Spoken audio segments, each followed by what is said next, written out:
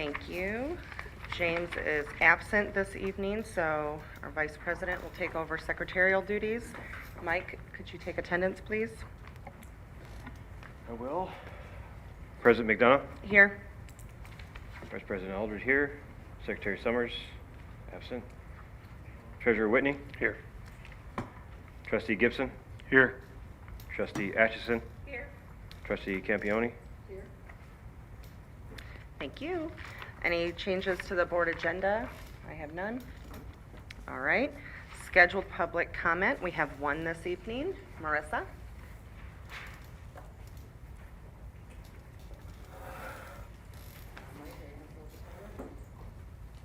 Good evening. Oh, I'm you sorry. know We have a little timer adjustment. what? Okay. As a reminder, it is still 3 minutes until we implement Okay. our policy for 5. Good? Good. Okay, thank you. Okay. 59 minutes? You need 59 minutes? Okay. How about that?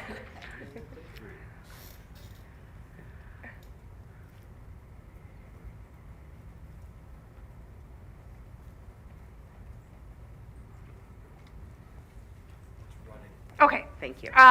So first off, I attended the policy committee meeting where the discussion took place about going to 5 minutes on public comment. And I thought it was a really good discussion. I can't see any drawbacks on that. So that sounds really good to me for scheduled and unscheduled. I have a friend who's been in township government for over a decade, and she's always telling me how the most important part of her job is hearing from her constituents and how important that is to her, how much that matters to her. So I know it's the same for you guys. So I think that would be good, and I look forward to that vote tonight on that policy. And then secondly, culture of safety from the strategic plan. I'd like us all to really think about that and what that means. From what I've understood about a culture of safety, and for us to achieve it here, it really requires open, honest, transparent communication and not having like sudden, unexpected changes that catch people off guard. So the example I'll give is the relocation of the weapons detection canine away from Oxford High School and moving this canine to like a different campus, and not letting high school parents know about that change ahead of time. So a culture of safety would require us to communicate that change and explain that change so we could expect that change, and we could prepare for that change and understand that change. And none of that occurred. And I continue to struggle with it. So tonight, when we have the safety presentation, even though the canine is not listed on the slide from what I saw, I'm not sure why, I'm hoping to understand the percentage of time we can expect the canine to be at the high school, given that the most threat assessment, the data shows us that that's where the most threat assessments are taking place, and all the building activity taking place after hours. That's where, as a high school parent, I would expect that asset to be a majority of the time, as opposed to like a smaller campus. So as we think about a culture of safety, that's just one example of something that I hope to see discussed. That's it. Thank you, Marissa. All right. Item 4, our consent agenda. We have minutes, excuse me, bills payable and HR updates. I was informed, just in case anyone else had noticed, that the purchase card from BMO Harris wasn't listed on the register this month. It was a timing issue with when the account closed, so it will be on next month's. With that said, would anybody like to make that motion? Mike? Move to approve the consent agenda as presented. Support? Mike Whitney, thank you. Any discussion? All those in favor? Aye. Any opposed? Motion carries. Item number 5, our superintendent's report. Dr. Milligan. Good evening, everyone. Let me see. Aaron? It's not, oh, there it is. Thank you. So first of all, I want to say thank you to the board for their support. We're shifting the superintendent update a little bit. So my goal is to uplift and highlight many of the amazing things going on across the district. So that's kind of my portion of the update, is highlights. And then we're pulling out specific presentations that speak to more in-depth concepts. So you'll see 3 separate presentations after my highlights. So I appreciate my colleagues in doing that work and lifting those important concepts up. The second thing I just want to remind us, before I share those highlights, I want to ground us again in our vision: empowering learners, building community, and inspiring futures. It's been really fun over the past few days that we've been in school. I'll have people like just randomly yell this vision at me. I'll just be walking down the hall. They'll be like, "Dr. Milligan, we're empowering learners." So it's just really, really cool that people have embraced this. It's that level of ownership we're always hoping for. Also, our mission calling us to create a safe, supportive, and opportunity-rich environment where every learner belongs, grows, and is prepared to contribute to our community. We are guided by our core values: empowerment, belonging, integrity, and innovation. And every decision we make moves us closer to that goal. With that in mind, here are some awesome updates. It's been a very, very busy week in Oxford coming back to school. So here are some highlights I'm going to talk about. First, I'll talk about how our staff has engaged in exploring the new strategic plan. You also get a chance to see some of our teachers talk about their hopes and dreams. I'll share some insight from the AI professional development that we did in-house with our own experts, and the fact that we just started this about 9 months ago really speaks to not only the enthusiasm for AI, but also the willingness to grow and learn collectively. Well, I'll share information in terms of the Welcome Back event, which is really great, some back to school events, and sharing voting information that we've been able to do over the past week and a half. Of course, our first day of school, and then drum roll please, our stadium field update. That is really exciting. So let me get started. So our staff came back and they had a video that they watched in terms of the strategic plan and the components of the strategic plan. I don't necessarily want to show it here because you guys are very familiar with the strategic plan and the structure, but what I wanted to share was the voices of our teachers that were, throughout the video, they shared their thoughts, ideas, so I do want to share that. So if you guys can start the video.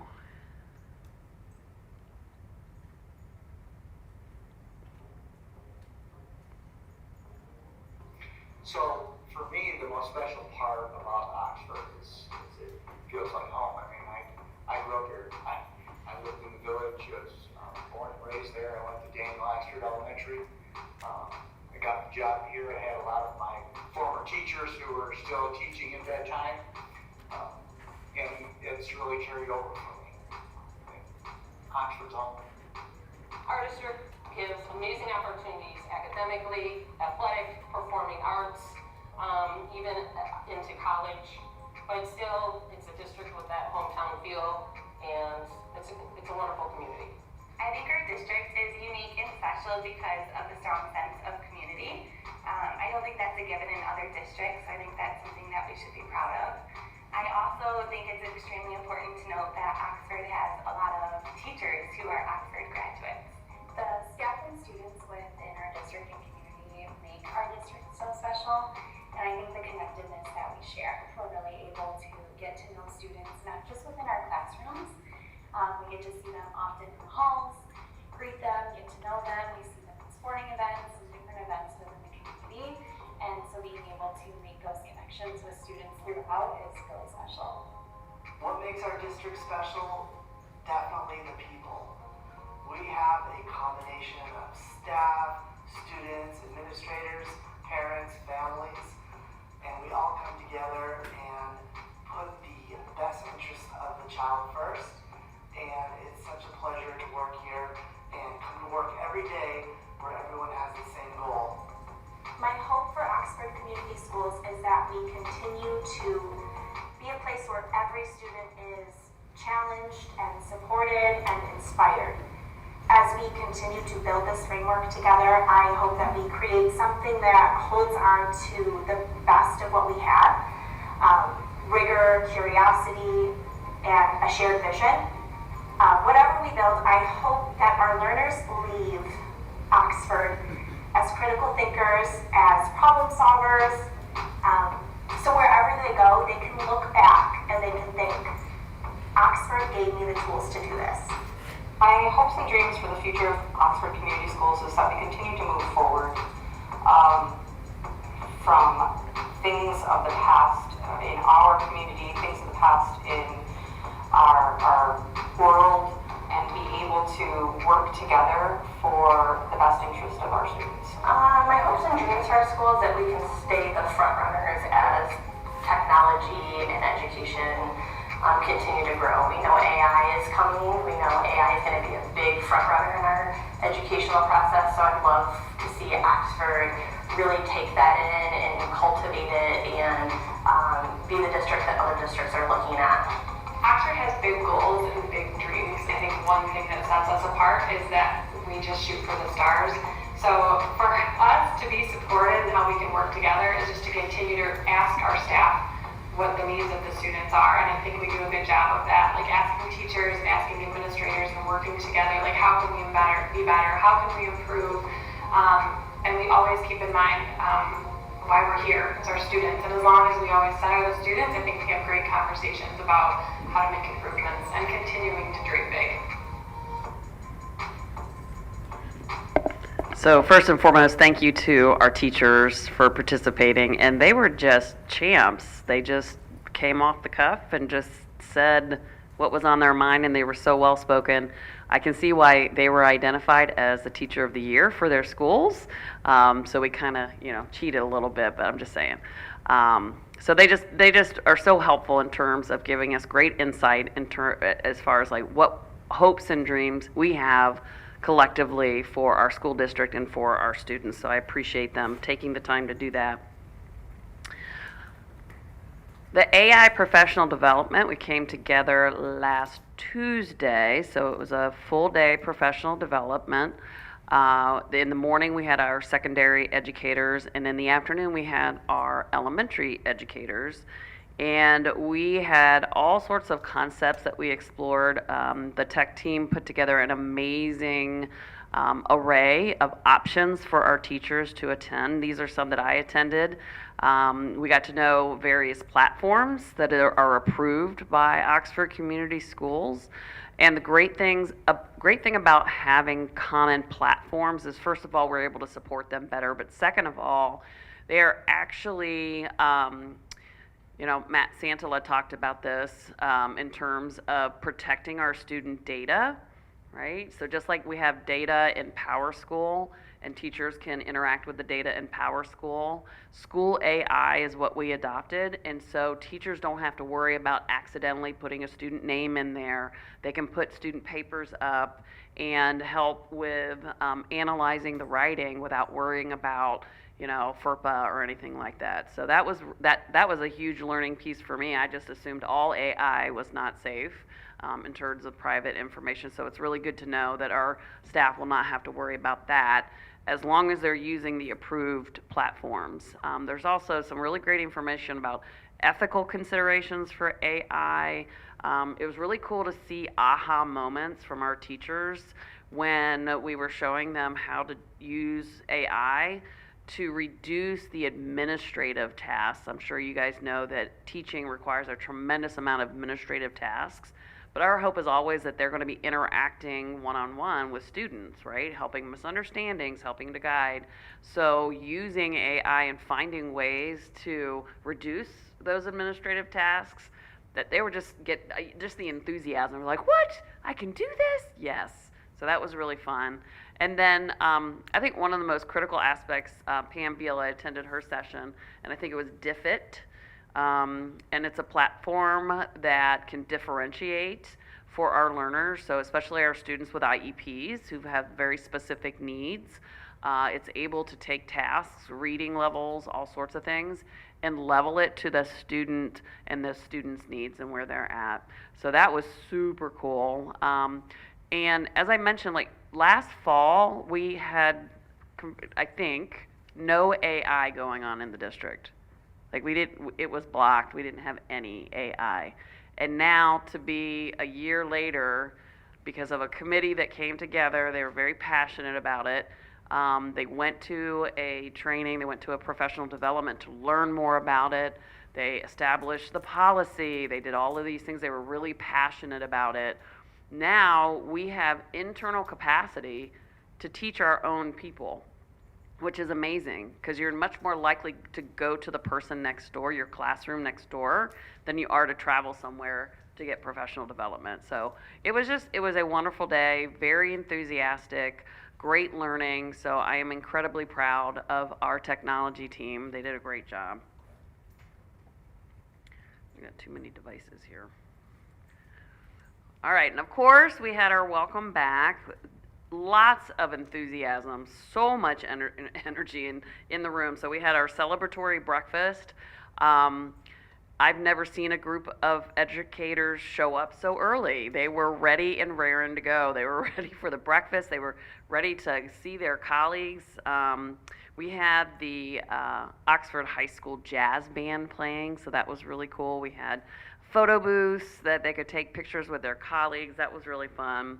Our opening session talked about the new strategic plan, and it also having everybody in the same room talking about the new Raptor alert, the student safe, and just everyone hearing the message at the same time, all at once, troubleshooting some of those things, and then getting ready for follow-up at individual sites. It streamlined things significantly.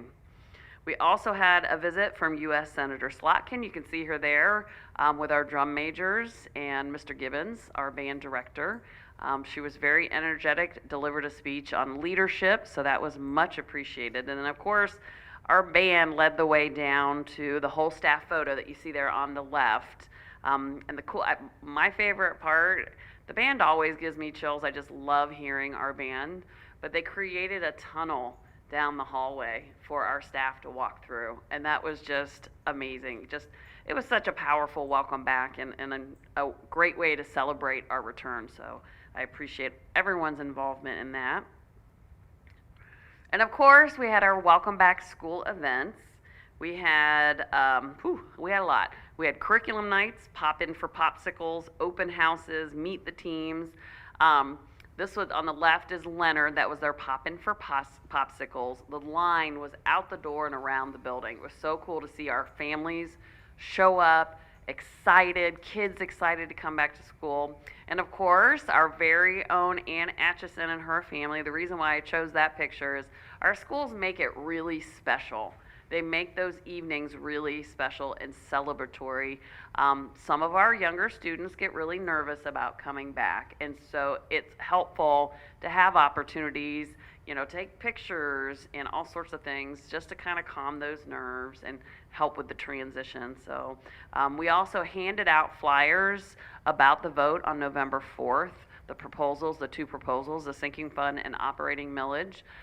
Families were very receptive. We handed out, I can't even tell you how many we've handed out, probably thousands by now, that give families a better understanding of what they are, what they'll do for students.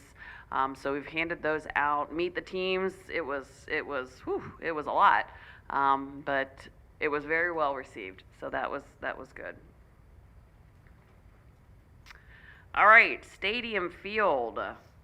So that's just a progression of the field over the few weeks. It's amazing how it has come together and a little nerve-wracking. But I talked to Tony DeMar today. They are actually doing a walkthrough tomorrow at 9 a.m. And if all things go well, we can actually have our teams on the field. So that's really amazing. And our opening weekend is this weekend with football and soccer. I think there are other sports as well, but I know they have pretty big games coming up, opening games. So, and then this, how cool is that? That is an aerial view. A colleague who flies a plane flew over and took these amazing pictures and also recommended that I be the one to jump out of the plane and deliver the game ball. That was met with a big no, not doing that. But we are having a ribbon cutting ceremony on Friday to commemorate the field. So very exciting, very stressful, but very exciting. It really came through.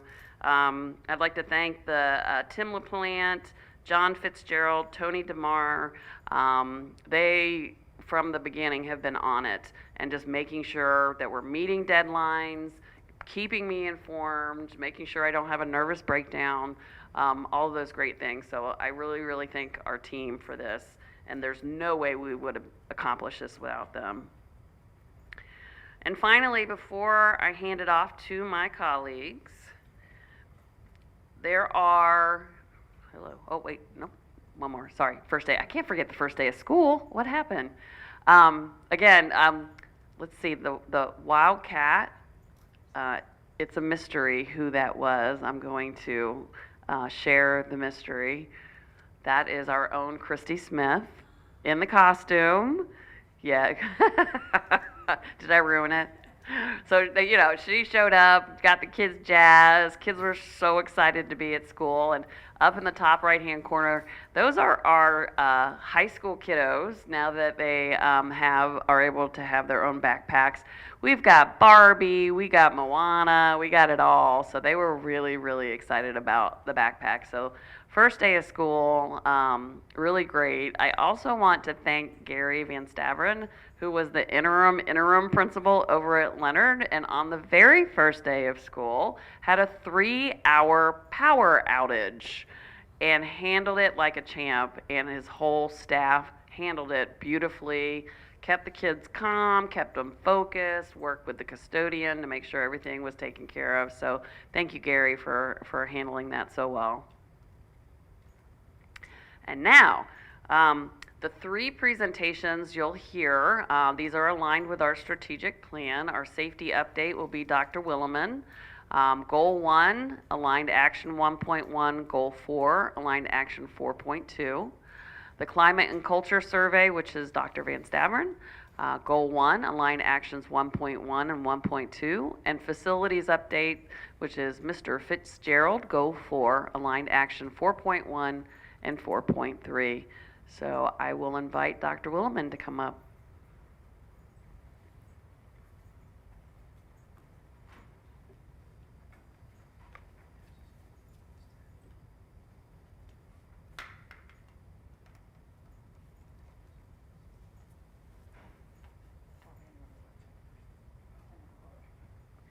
All right, so as we continue to share information, to give updates, I wanted to be able to direct everyone to the website to find the document that I will be using. So if you just go to Oxford Schools, sorry for the one finger hunting and pecking, and go to menu and scroll down to departments, and school safety and security. It's going to take you to this page, which will give you all of the information that we're going to talk about during the board meetings. But the specific document that I'm going to be referencing today can be found in this orange box where it says information from the virtual community conversation. For those of you who are unable to attend that, you're more than welcome to watch the video there. But the specific document that I will be referencing is linked within that yellow box where it says access the safety security overview sheet. And so that's kind of where we're going to ground ourselves for the next couple of updates, just so that as we go through that there's order and organization to it. So we're going to start with the physical safety measures. And the first one is the Evolve Weapons Detection System. As many of you with high school and middle school students know, we added to our Evolve system. And so they not only have the Express system that they walk through, we also have the Expedite system, which is a bag scanner. For those of you that have traveled through airports before, it's similar to that. Ms. Satterstad at the middle school liked to call it our TSA pre-check. But the kids put their bags on, it scans it, and goes through. We've cut down a lot of the secondary searches that have been done. Typically last year, there'd be approximately 100 students that would have to have their bags gone through, their purses, all of those things. With the bag scanner, it is an x-ray machine like it is through TSA, so we're able to see things. When we were testing it out, we even saw a fork. Someone couldn't find their fork from their lunch, and there it was. But we've cut down a lot of those secondary searches. The students are cooking with it. We're seeing at the middle school, it's pretty evenly distributed for arrival, for bus and drop off, so it's been very clean. At the high school, we have pretty unbalanced right now. We have approximately 1,000 students going through door 2, and we have about 450, 500 kids going through door 17. So I know Mr. Bigelow's been really good meeting with me, speaking with Dr. Milligan as well about how do we problem solve that. So one information that went out to parents already was a request for a freshman and sophomore parent drop off to switch to the back of the school for door 17. And we're going to continue to problem solve. We've talked about bad weather, and it's just one of those as we make changes. But when it's going, it's going. It's great. The first day of school was interesting because kids would put their bags on it and look at it, and then their bags, because we're taught at the airport, watch your bag go through. And this system is very quick. And so they'd get to the end, and then they'd look at their bag again. But now they're picking it up, and it's a great tool that we have to be able to bring the regular backpacks based on student feedback, but ensure we have that layer of security built in as well, so that we can give children that experience of going back to, as you saw, the Moana backpacks and Pikachu. Kids were really excited about their backpacks, and really, it was really easy for them to go through the process. So we're going to continue to work on that with any change, any new product. There's always things to work through, and so it's an awesome experience to be able to work with a team as great as the high school team, the administrative team, the security team, who's willing to sit and like problem solve in the moment. And so we'll keep working on it to get those numbers evened out, but it's been a great welcome back. If you want more information about Evolve, the link right here where it is underlined, it is a live link. It will take you to the Evolve webpage, so you can read more on your own. The next thing is we have our Fortis Armed Security. There's at least one armed person on every campus, and so being able to maintain that piece of security, I think, is key. As we know that a lot of our Fortis employees become more than just our security personnel. We have people who are regularly mentioned in graduation speeches as being their trusted adult. Support staff of the year have been some of our Fortis contracted security personnel.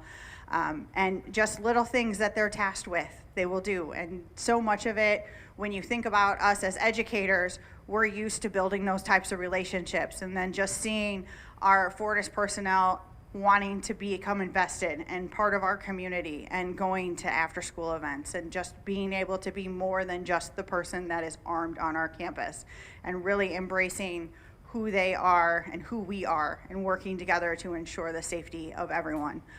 And then the last one that I wanted to touch on was our school resource officers for today.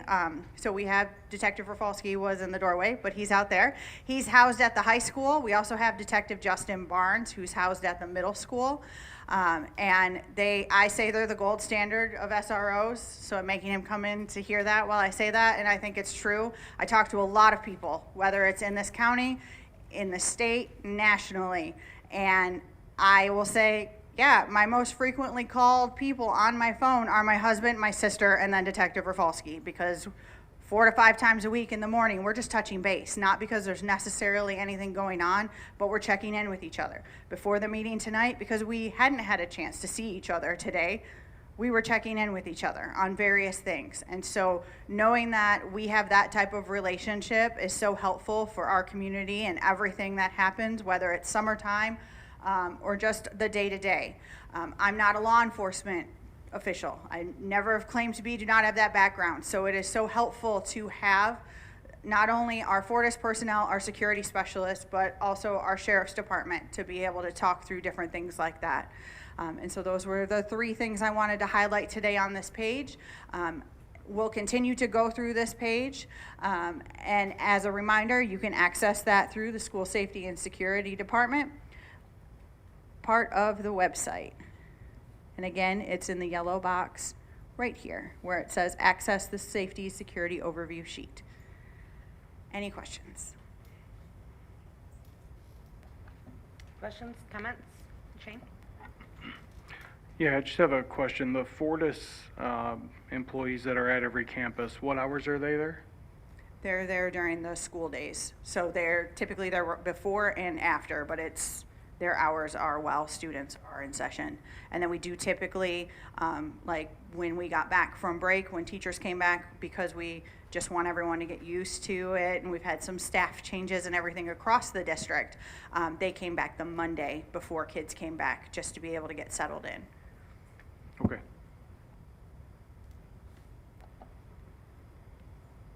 Any other questions?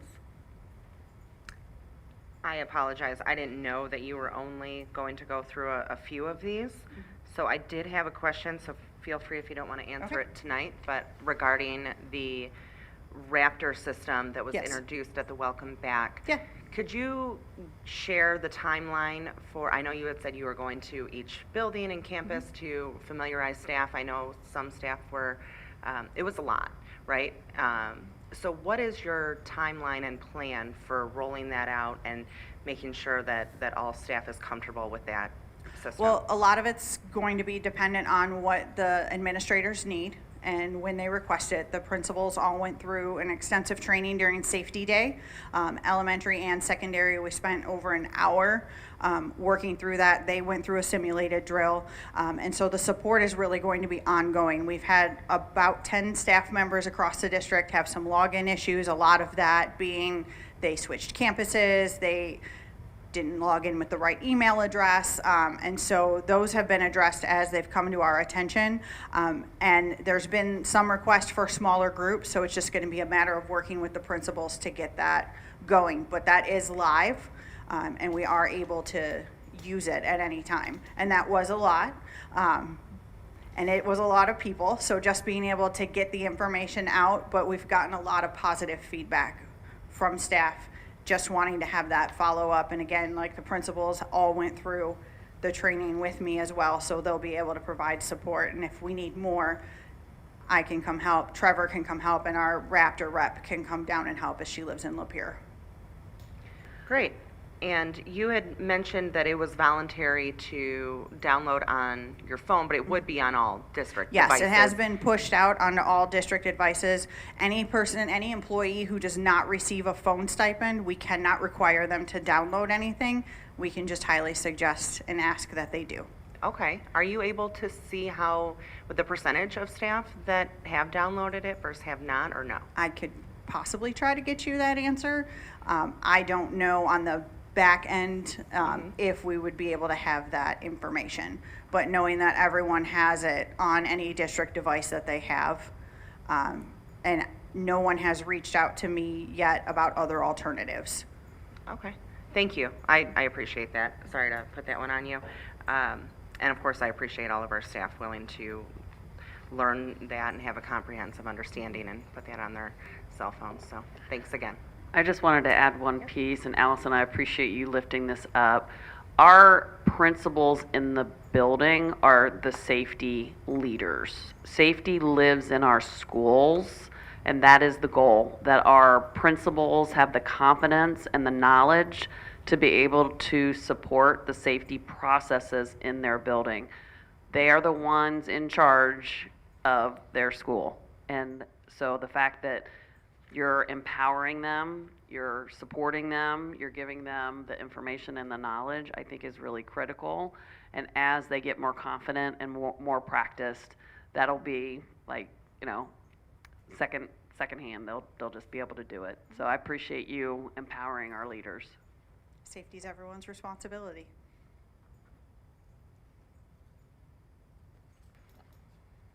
Anything else? Thank you, Allison.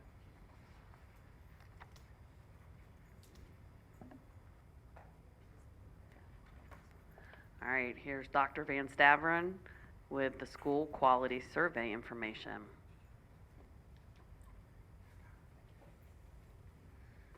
Good evening, everybody. It is good to be in front of you again. Gary Van Staveren. And tonight we're going to look at the school quality survey. And this was a survey that we administered in the spring. So the purpose tonight is to share this with you, share the information, results. And so going to be a little bit vulnerable because you're going to see some areas for growth, but then there's also going to be a lot of celebrations, all right? And as we get started, we're still talking about the strategic plan, like continuously is permeating through everything that we do. So I wanted to start tonight with a message from our Board of Ed and our superintendent, because we're all in this together, right? And I really feel that your message that's at the start of the strategic plan is very powerful. So just to tease out a couple things, because I've been telling people about our strategic plan, and it's a roadmap for the next future. And it says, it is more than a roadmap for academic success. It is a shared commitment to healing, unity, and meaningful progress. And together, we are building a future in which Oxford students are seen, supported, and prepared to thrive. And I just wanted to start with that because we are in this together. So this school quality survey is a district average. So you're going to see 3 different stakeholders: staff results, student results, and then parent results.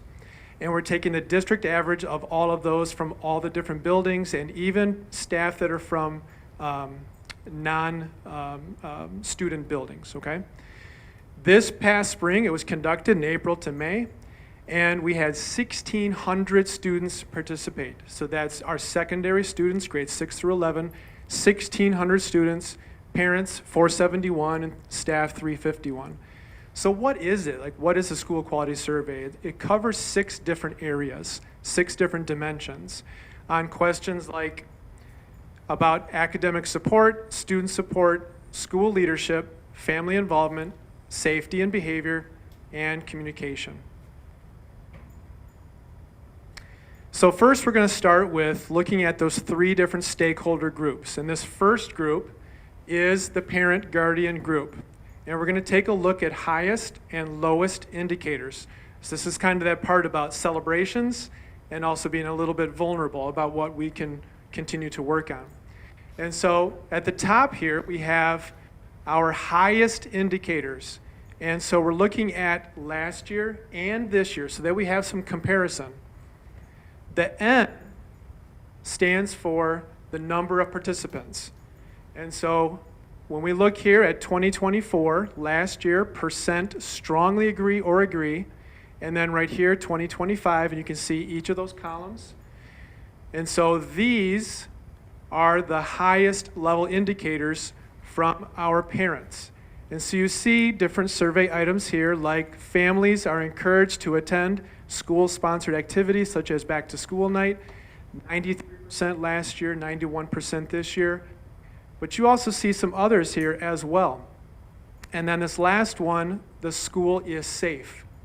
And I just want to tease that one out here because you can see a dramatic increase from our parents, their perception about how safe our schools are. When we look down here, these are areas for growth, some of our lowest indicators. So that's around discipline, bullying, and then teachers giving timely feedback. So again, looking at last year, percent strongly disagree or disagree, and then this year. Now what I want you to notice here is we had 1,000 parents participate last year and 471 this year. It could be the time of the year. It could be the fact that it was in late April, May, and we do plan to give this survey earlier next year. Any questions? Okay. And next, we're going to take a look at staff. So again, highest, Shane, lowest. I think Shane had a question, I'm sorry. Sorry, just couldn't hit the button fast enough. Looking at the data that you have here for the bullying item, 23%, I'm certain that's not the end goal. What is the plan to significantly increase that moving forward? It's a very good question, and I am going to get to that in a couple minutes. So, good question. But you're exactly right. That's not okay, and we need to do better. So looking at staff. All right, so this time we're looking at staff. Students are going to be next. Our highest level indicators here across the top. And look at every one of these. When you look at 2024 and 2025, you're going to see each one of these highest level indicators have all gone up or remained the same. And then our lowest indicator did go up, and that's not a good thing, but that is something that we are going to be addressing in our strategic plan. Also look at the number of participants, 400 to 351, so pretty consistent there. But look at some of these. There is a teacher, counselor, or other staff member to whom a student can go to for help with a school problem. There is a teacher, counselor, staff member a student can go to help for a personal problem. The school is safe. Look at that, 96% of our staff believe that school is safe. When we look at this one right here, all staff members are aware of safety and security procedures. Again, a nice increase there as well regarding safety in our schools from our staff perspective. Any Gary, questions? can you clarify for the lower item how that score, so the lower being the better, so 20% is better than 29%? Yes. It's flipped Yes. from the top. Yes. Yeah, can you clarify that? Yeah, so naturally here, okay, discipline is enforced fairly. 20% strongly disagree or disagree. So 29% strongly disagree. That is actually, we would like to see that go down, okay? Go down, not up. So obviously these, we would like to see these go up from year to year, and then these, we'd like to see them go down. And our students, our third stakeholder group. So when we look at these survey items, 1,381 students participated last year, 1,600 students this year. And again, look at the increases in our highest indicators. 88 to 91, 84 to 88. And then let's look at these again. You're going to see another. This is very similar to what we just saw with staff. There is a teacher, counselor, other staff member that students can go to. So one of our big pushes is to have a trusted adult. And you're seeing that here between the data from our staff and from our students, 1,600 students. All staff members are aware of safety and security procedures. 88% believe that, strongly agree or agree. All students are aware of safety and security, and I am well informed about my academic progress. When we look at these, again, you want to see these go down, and in this case, from our students, these highest indicators, these actually have gone down compared to last year. So discipline is enforced fairly. That has gone down from 29% to 26%. That's an improvement. You want to see that. And then teachers successfully show students how lessons relate to life outside of school. So that's improved as well. I'm very sorry.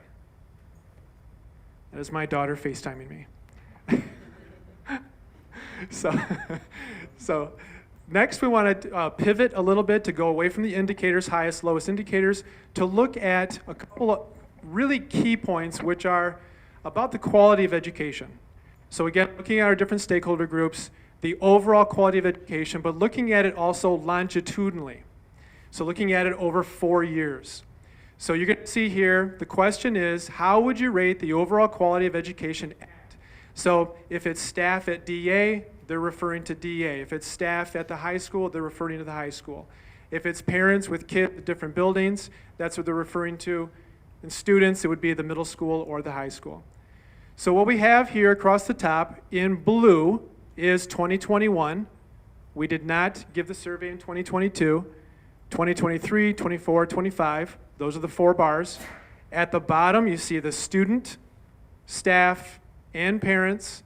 And then the N, again, the N is the number of participants. So you're seeing that again over the last 4 years.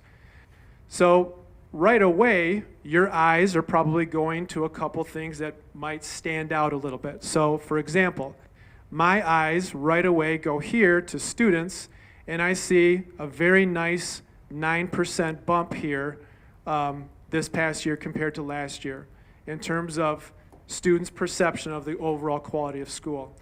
And then my eyes go right here to parents, that 92%. And so I was talking to my colleagues about that, and we had a good conversation about in 2021, during the pandemic, and Oxford was one of only 2 schools in Oakland County that went back to school right away. So it was us and Brandon. And so parents, I think, were pretty happy. So when we look at this and we look at 83, 83, 81, it's important to note that that is 4 out of 5 parents believe that there is a very high quality education here in Oxford. And then very similarly, but a different question, I would recommend my child's school. So again, looking at 4 different years, this one is based on percent strongly agree or agree, and then down here across the bottom, you see how many participants there are. So again, for our parents, your eyes kind of go right here, but let's look at this, 77, 78, 78. And then it's also important to note, last year we had 1,000 parents participate, and this year 471. So that could alter that data a little bit. Any questions so far? Yes. Yes. Is there a reason why we didn't do 2022? It was, it was pandemic, it was right after tragedy, and so we did not do the survey that year. Okay, I just Yeah. thought it would be a better showing of how Yeah. it may have gone down quite a bit, and now we're back Yeah. up where we were before. Yeah. Is all. No, it's a good question. So I got a quick question. So one of the things I'm looking at, and it just kind of keep ringing in my head here. So the good news is the survey for students, the number went up. What are your thoughts in regards to the students versus staff and parents going down? What do we think we can do differently to get a larger percentage of participation? I mean, staff did go up this from last year to this year. I'm talking about the percentage of participants. Participants. Yeah, so Yes. the 400 to 350 and then the Yes. 1,000 to et cetera, like the actual number of. No, not the- Mike, that's a great question, and we've talked about that too. And I really think that it was the time of the year, because it was April, May. I think that we had given some other surveys. I think there might have been a little bit of survey fatigue. And so we do plan to give this much earlier, probably February or March of this year. So, but that's a good point.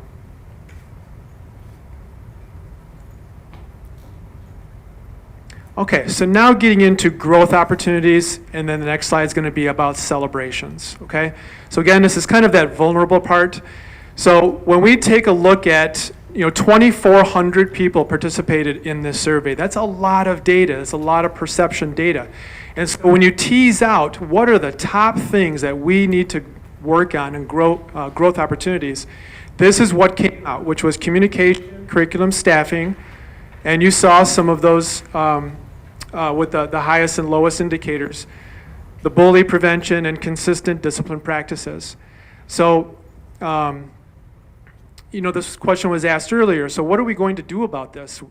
This is all embedded in our strategic plan. And so specifically, if I just look at these last two down here, bullying and consistent discipline practices, so specifically regarding bullying behavior, we're going to be using our MTSS process to support that, multi-tiered systems of support, and really looking at our data-informed practices, looking at our early warning system, looking at our students and ensuring that they have a sense of belonging, they have a trusted adult, they are being taken care of.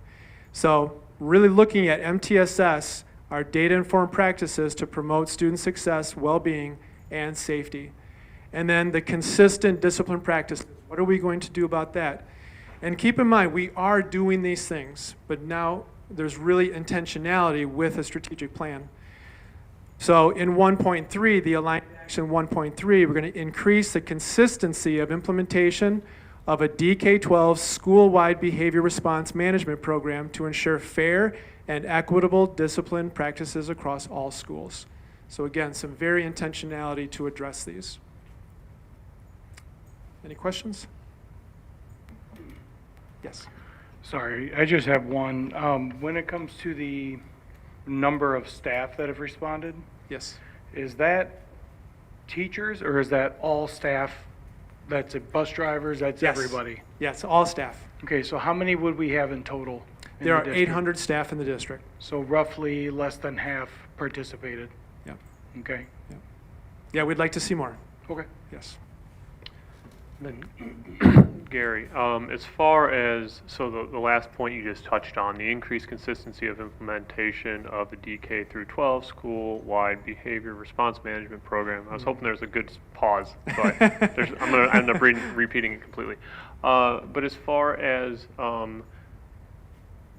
obviously, as you mentioned, the strategic plan is the roadmap of, but as far as does this take more resources, or how are we putting this into practice? We say increased consistency. I would say it's not going to take more resources. It's going to take, I would say, intentional resources, like intentionality, planning it in meetings, looking at our early warning system, looking at PBIS practices and making sure that they're consistently implemented across all buildings. So it's really, being intentional about it, but also, I would say, accountability as well, and just making sure that it is consistent across all buildings.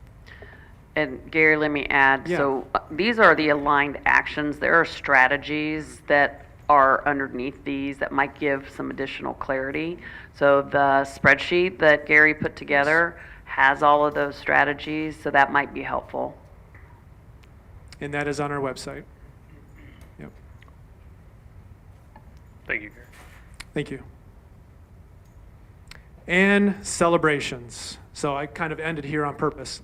This is incredible. And so there's been, we've heard a little bit tonight about how amazing the district is, and we are doing a great job. And so I wanted to highlight top 5 key strengths. And we're going to be leveraging this as we go through our strategic process in the next 5 years.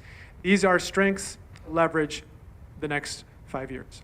So high learning standards, positive relationships and culture, academic support services, school safety and security, and in bold here, dedicated and caring staff, and I'm going to read this. Students, parents, and staff consistently praise the commitment, helpfulness, and approachability of our teachers and school personnel. And I find that to be really, really impressive. And so again, we are together in this, and so is our staff. So each school is going to be sharing their own school quality data, and that first presentation is going to be Clear Lake Elementary, and that's going to be next month. They're going to be sharing their celebrations, and then also their roadmap as well to work what they're going to work on. Okay, so Clear Lake Elementary will be first next month. And thank you. Any questions? Sorry, just real quick, Gary, can you Yes. add where this data can be found? Yes, This data is also on our website, okay? So you will be able to locate this this data on the website now. I believe if you go to district, is that correct? Okay, so go to district, and then is it documents? It is documented. It's on the website. Yeah. Yes, it's there today. Yeah. Any other questions? Yeah, I just have one more, sorry. When it comes to the staff involvement and participation in this, I look at our teachers as our subject matter experts, our experts I lean on when it comes to what's going on in the schools and with our kids. How are we going to, I know you said the parents, you felt like it might have been fatigue from too many surveys. Mm-hmm. What's the plan to get more participation from our staff moving forward? I think that I think it's going to be a consistent message that this is important.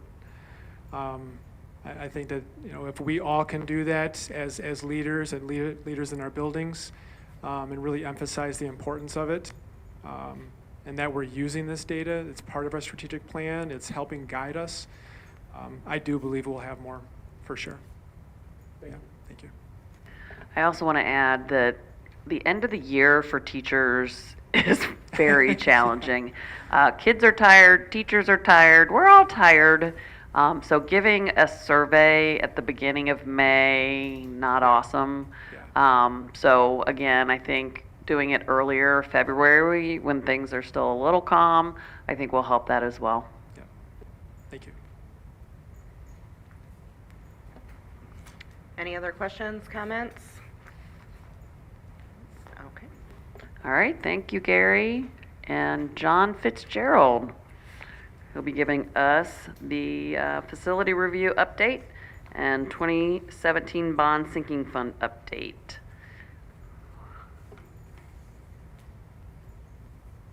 Good evening. Tonight we're going to do a bit of an update when it comes to a couple of things. See if my clicker's working.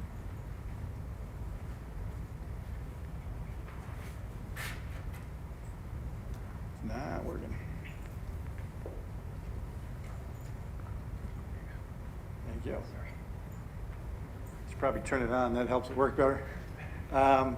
So just as some facility-related updates in terms of where we're at in terms of the facility condition assessment.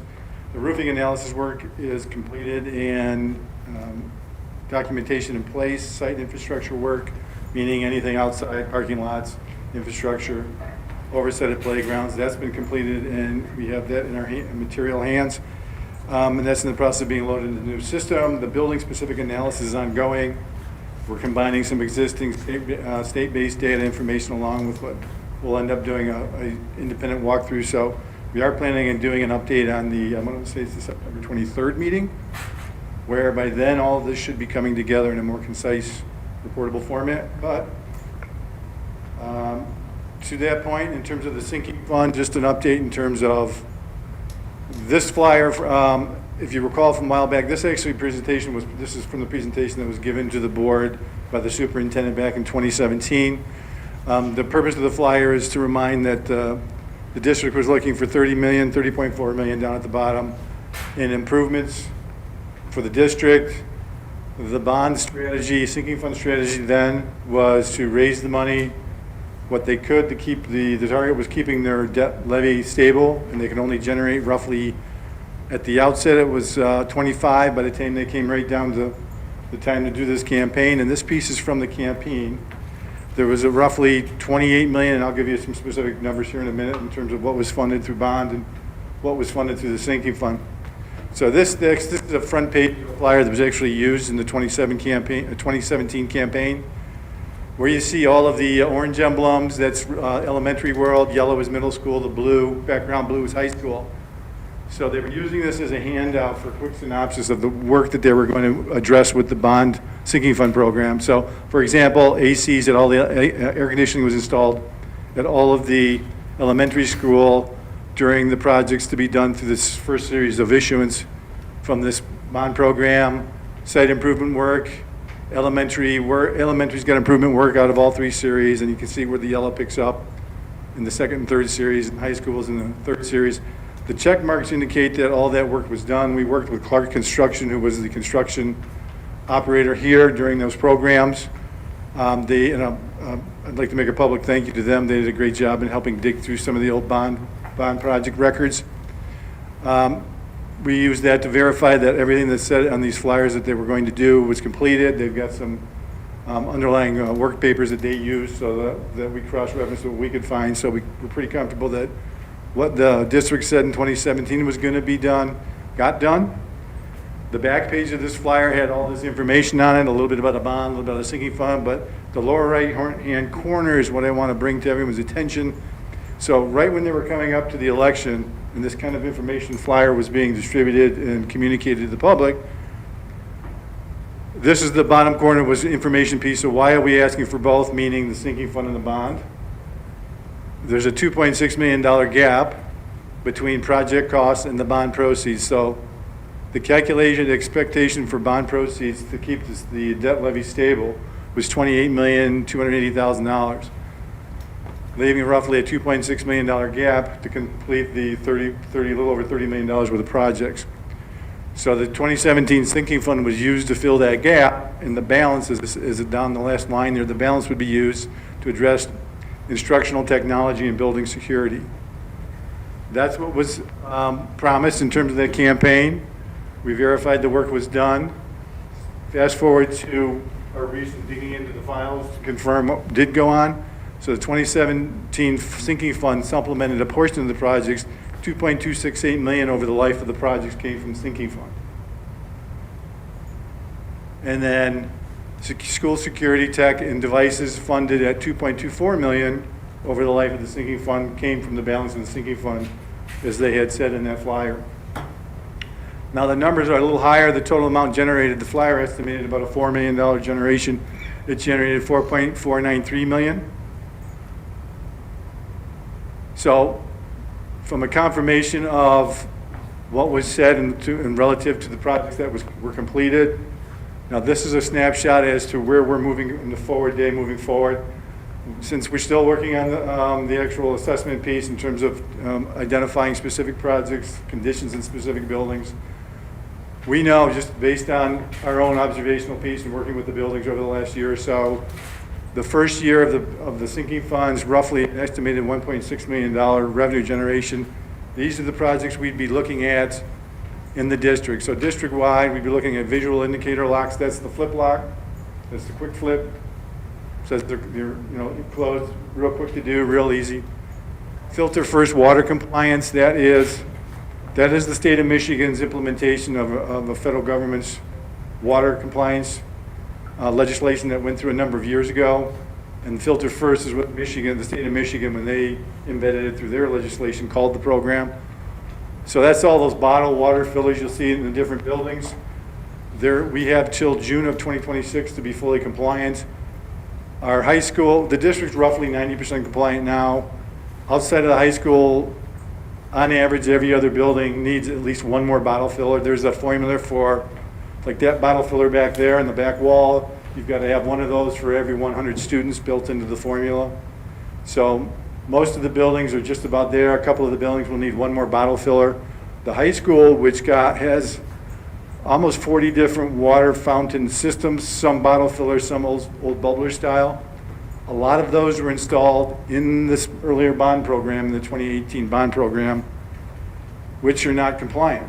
The ones that went in then did not have filters, and the way they're built and they're inserted in the walls, you can't retrofit a filter that's going to be compliant with what the state regs run in. So over the course of this year, and ideally over the course of the next month, the high school will be brought up to code. Definitely by the end of the school year, all the district buildings will be code in compliance. The difference is, if you'll see a lot of the bottle fillers over at the high school, you won't see a counter and you won't see filter lights on it. Like that one back there, you can see a bottle counter and the lights. That's what they all have to be. So those are on the way in. That will be addressed through this process. One way or another, we're going to be in compliance relative to the sinking fund, whether it's funded general fund or sinking fund. One way or another, in this regard, the district will be in compliance. So at the high school, if you look through all the buildings, there's a lot of similar themes, a lot of roof work, boilers, air handlers. So the driving force of priority is health and safety. And at 1.6 million, we could, literally one building would burn that whole amount up, replacing the entire roof.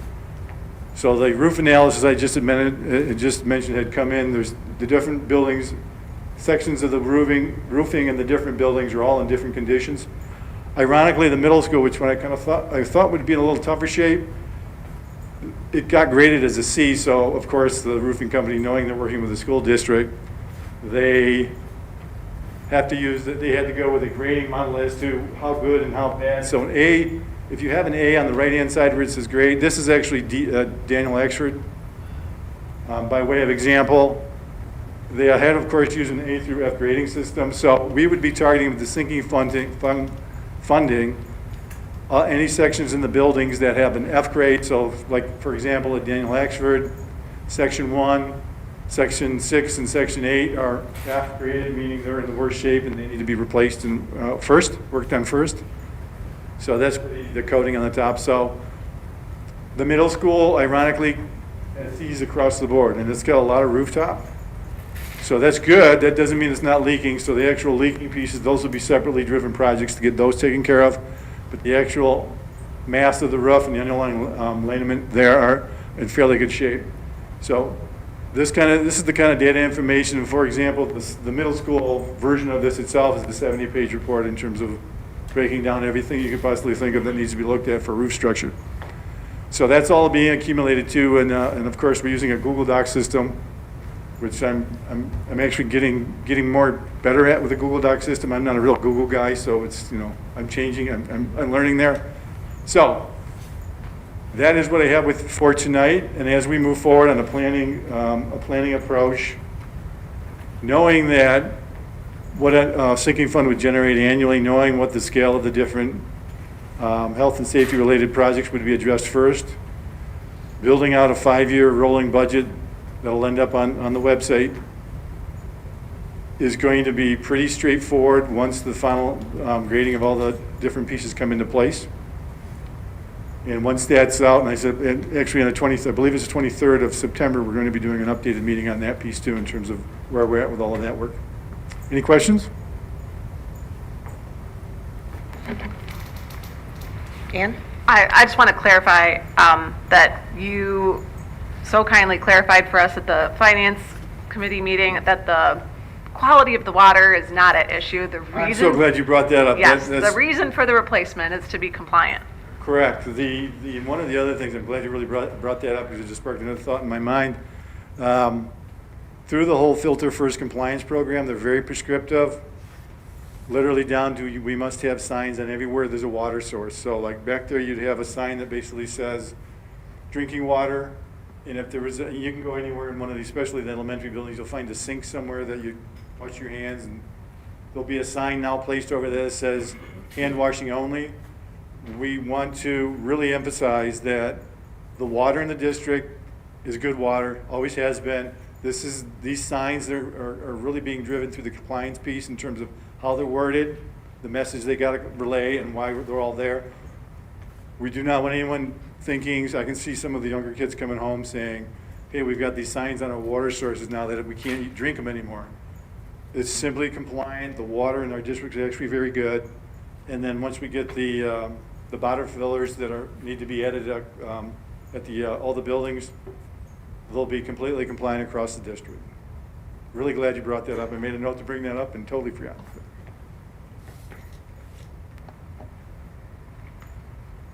I had a quick question with you said whether or not that the sinking fund passes, that will be in compliance with the water, but what about the locks on the doors? Is that a only if, or is that a no matter what? No, that probably falls into no matter what, from a safety, that level of health and that level of safety, being water and safety indoors. One way or another, we'll find funding on those kinds of projects. Thank you. Again, I think I've said before, ideal for a school district, the sinking fund is the approach to the facility upkeep and things like that, but no matter what happens, we'll find the funding to do those projects. But for clarification, when you say we'll find the money, it'll come out of our general fund? Correct. And the general fund is used for? School operations, so it'll be continue the process we've been in where we're stretching resources, and it's a tug of war between, what's gonna go in the classroom and what has to do, in this case, it would be water or whatever. So, and that's ideal for a sinking fund to separate those out and let the curriculum and classroom operating money go in there, and then this goes into facility maintenance and upkeep. Thank you both for that. Also, with you had sent over the middle school roof, and to Yeah, that was be just to honest, answer your. I wasn't expecting a C to be our best one. And so, just curious, do we have those reports from 2017? Did all of the roofs in the last 7 years really decline that rapidly? What can we expect for 7 years from now if the sinking fund passes and we do this repair work? The kind of situation we'll be in then? The kind of work that we'd be doing with these kinds of repairs should be adding 10+ years of life to the roofs. Okay. The documents they use to make decisions in the bonds, we do not dig out. I mean, we could probably dig down with Clark Construction and they might pull something out, but that's a well too, that who knows, they may end up being our next construction group. So they may be willing and they may want to bill for it, so. Okay. So the point being though, once we get the plan in place, the life expectancy of all the roofs will be extended. And the curious thing to me about the middle school was that the whole roof was rated C. We've got some roofs that have plenty of A, that are in good shape, with much more variability than just the middle school. I'm going to guess the middle school is one of the buildings that got a lot of roof work in the 2018 bond programs. Interesting. Okay. Thank you very much, John. Yep.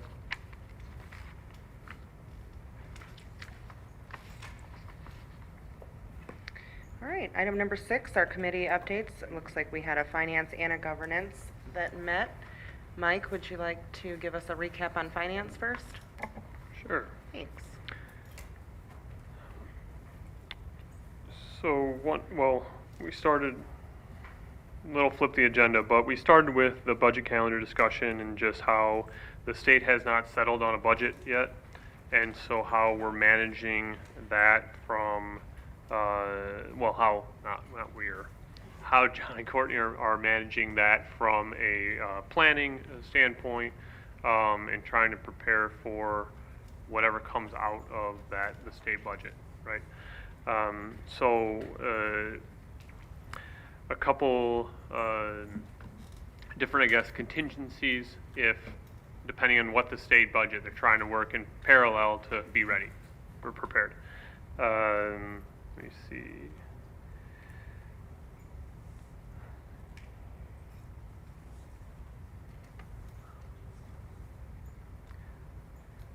To kind of reiterate on that, if the budget isn't settled, it will put an additional crunch on us financially. So we're trying to figure out that, as well as how to plan for what we think may be budgeted, right? There's two aspects of it.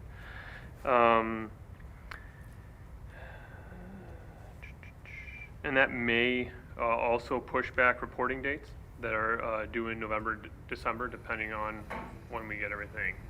They'll be working on aligning with the state budget, and they might have to push back some of the reporting dates. We did talk about. I know, sorry to interrupt, question. I know other districts are absolutely talking about this as well, and correct me if I'm wrong, I believe we're in a bit better of a position that we have a healthy fund balance, because other districts are faced with what if we have to pay bills in October that we don't have funding for. Yeah, I think sounds like October will definitely be fine. I mean, I don't want to say nuclear option, but worst case, like if it really gets delayed, we were having that discussion on we'll get. I think October we'll be able to cover. I don't know if you want to touch anything more on that, John. It's up to you.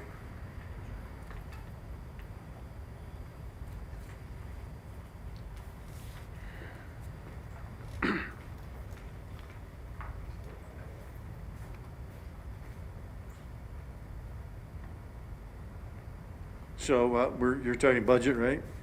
Or Well, money how planning we're at the state? managing the delay on the state budget passing. Yeah, Yeah. So one of the things we talked about is putting in place a line of credit. So it'll cost there's a fee tied to that. But if God forbid the state legislature, which wouldn't surprise me, slides into late into fall by the time they decide what they're doing. So to your point, what other districts are doing, fund balance, we've got a healthy fund balance that'll help us. But we're also looking at putting a line of credit in place. We hope not to use it. So the cost of it will simply be the cost of the setup fee. But if we need to get the additional cash flow to bridge the gap to when the state does get something in place, it would be good to have that as a backup. So we're looking at that now. There's the process to that. I believe there'll be a resolution involved for the board approval to establish that kind of a credit instrument for the district. So I've been going back and forth with legal counsel on a couple things, and probably we'll be bringing something forward in the not too distant future. Hopefully it's a moot point and they actually get it fixed. But the other thing that's hanging out there too is relating to the food service program. Right now the state lunches are free under the food service program. That funding technically runs out at the end of September with the state school year, the state's fiscal year. In terms of our planning and for the nuclear option, so to speak, if things get really bad, we would be looking at moving back to a fee-based program sometime in January. So again, waiting for the state to get its act together. The reason the food service piece is probably 2 steps higher on the concern list is the House has already removed it from its budget proposals. And usually when that happens, there's some kind of behind-the-scenes chip being created, and that might be the one they're playing with. So we're just trying to get ahead in terms of planning. We hope not to go that route, but we'll have something ready to go if it does. Okay, we did talk about in general, transparency discussion. We reviewed a few different different reporting options as far as the specific to the credit card accounts and how we were reporting those. I didn't check. Has that been updated on the website yet, or no? Okay. And so we did look at 2 different options. One, which will be on the website, is per credit card, kind of showing the card holder and total. And then the other option was I don't really want to say itemized because it wasn't broken down to that resolution. It was per charge, but you'd see whatever the vendor that made the charge would just be on there. So if it was Amazon, it'd be an Amazon charge, but it would be that single charge to that credit card, but not itemized, not broken out. Or things like some hotels, there'd be wherever their financial controls were handled was what the charge was showing up at. Even if we stayed in Traverse City or somewhere, it was showing up in Texas, right? And things like that. And so as a committee, we discussed that, and it really didn't give us any more detail than useful detail, I guess. It was more minutia. And so it was, so again, we went with the high level option, and that will be on the website soon. I don't know when. Let me see real quick if I touched on that.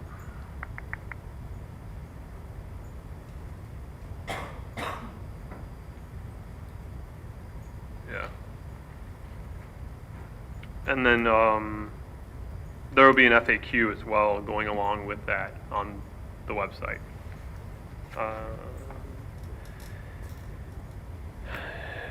Insurance discussions. We did talk about the RFP and getting it out to 2 to 3 pools and 2 to 3 private commercial. RFM is the sub we're consulting. Is that correct? Yeah. Is that the correct acronym? Risk Program Administrators, RPA. RP. Okay. RPA, I apologize.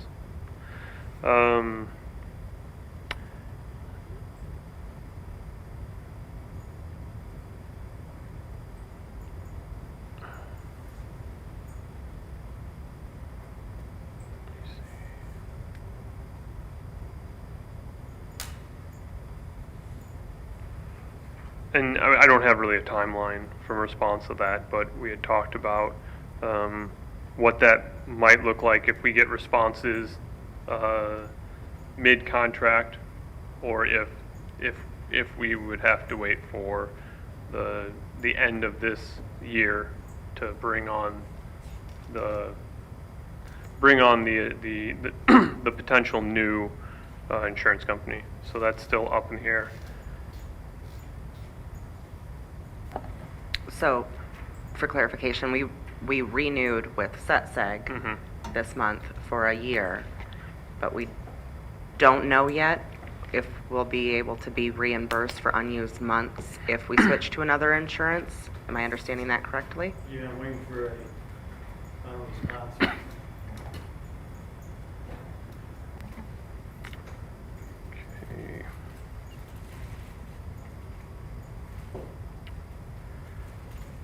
We talked about some of our bid cycle discussions, like especially the ones that are reoccurring.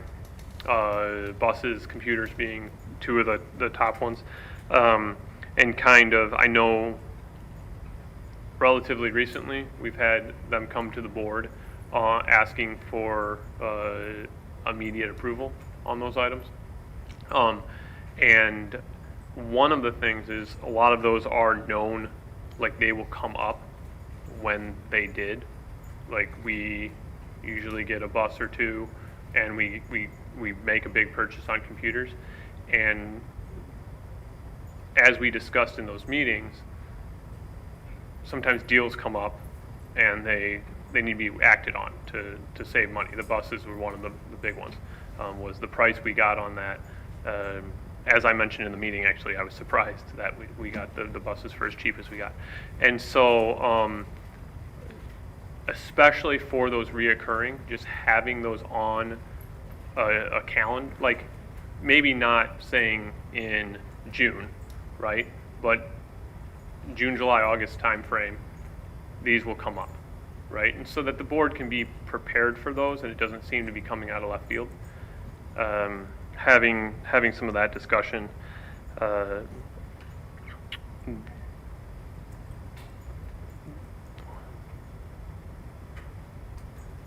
And there was how we can manage, especially for some of those bids, having them just be a introduction to the board, like a first hearing and voting on that same meeting. As well as we talked about the process to get to that point before they're coming to the board, right? It's gone through a lot of checks and balances within the schools. So that's the other side of it. A lot of the times when we do the first hearing the way we're structured, then we have to wait for 2 to plus weeks to vote on it. We're reaching out to those vendors saying, I promise, right, that we're going to make this purchase, and there's some, and it's really just kind of that waiting, because of the due diligence for certain of those costs, they're required. I mean, you know, that's trying to expedite that process and make the best of making those purchases when in a timely manner. We talked on the filter first. I think John really kind of hit all that. But yeah, just that it was a statewide requirement. We're getting them all in there, and it has to be, as he said, it's got to be a monitored filter. Like it can't just be like you put a filter in. Like he was saying, some of the bottle fillers cannot be retrofitted. It's because it has to be like a monitored status filter. It can't just be a filter you plug in underneath it somewhere or up the line. So that's the issue with having to replace the bottle fillers that don't have that readout.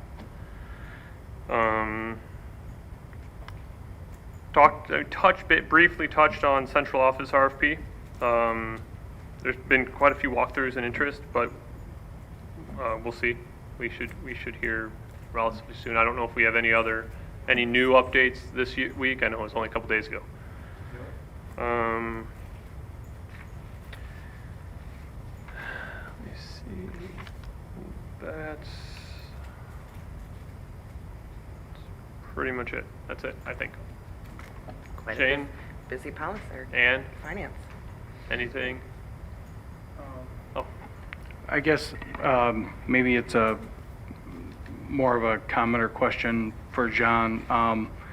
The question of early termination or withdrawal from a contract that we may have with SETSEG, that language wouldn't be in our contract? Like it wouldn't be something we'd be able to find?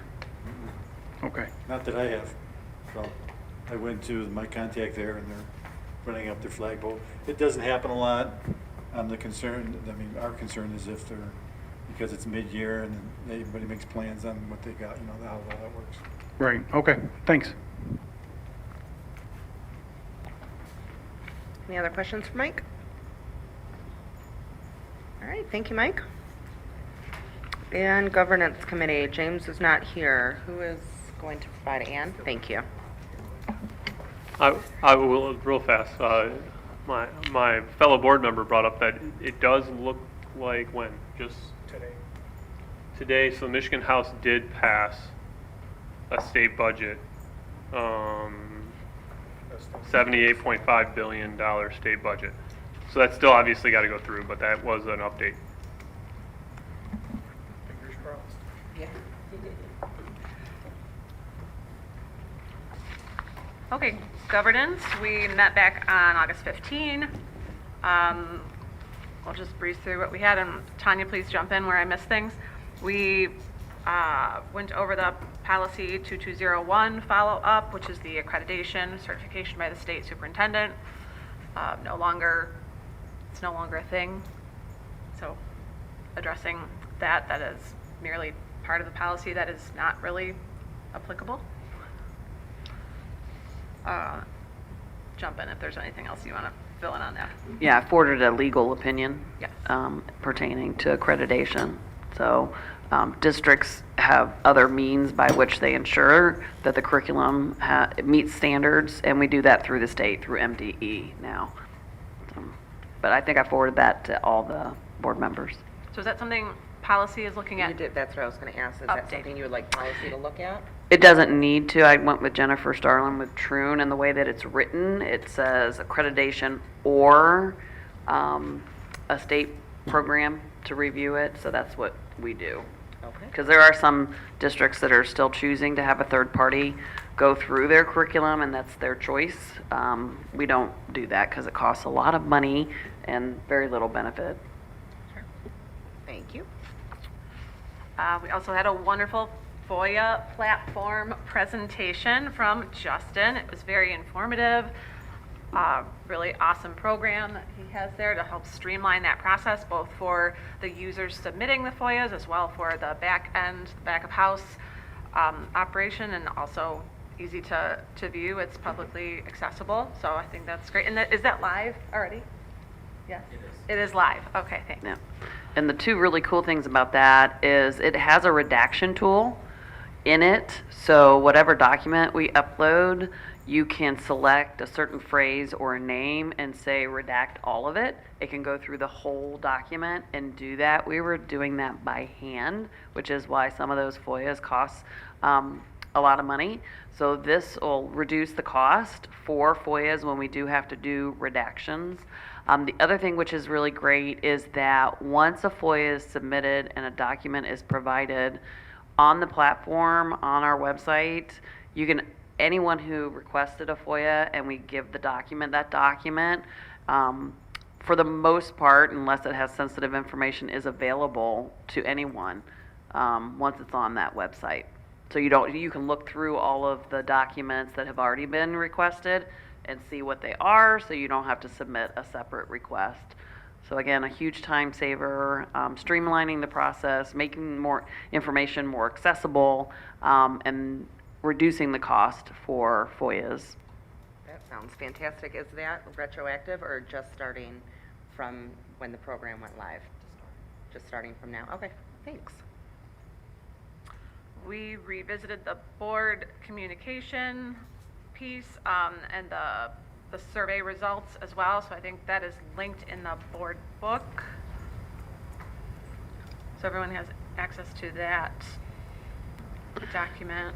And we went through each of the themes, and I think that this will be really handy for our retreat conversation, because many of these concepts we thought would be great to embed in our retreat work. In addition to Radical Candor, which you now all have, and as well as our community forums. So we can touch on that a little bit more. Is that okay, Ann, if we do Yeah. that? Yeah. And then the last piece that we had was the agenda development. That was it. Those were the, did I miss anything, Sarah Beth? I don't think so. Okay. No? Yes? I think, No? no, I think that's good. I think I'm that's trying good. to remember. I know, it was pretty straightforward. Yeah. Okay. Any questions for Ann or Governance Committee? All right. Thank you for your work on that committee. And we will move into item B, our retreat planning. Tanya, would you like to give a little backstory, or would you like me to? Go ahead. Yeah, so the first two retreats that we had in January and I think March or April, John Silveri facilitated. Unfortunately, he has torn his Achilles heel, I know. And so he may or may not be available in October.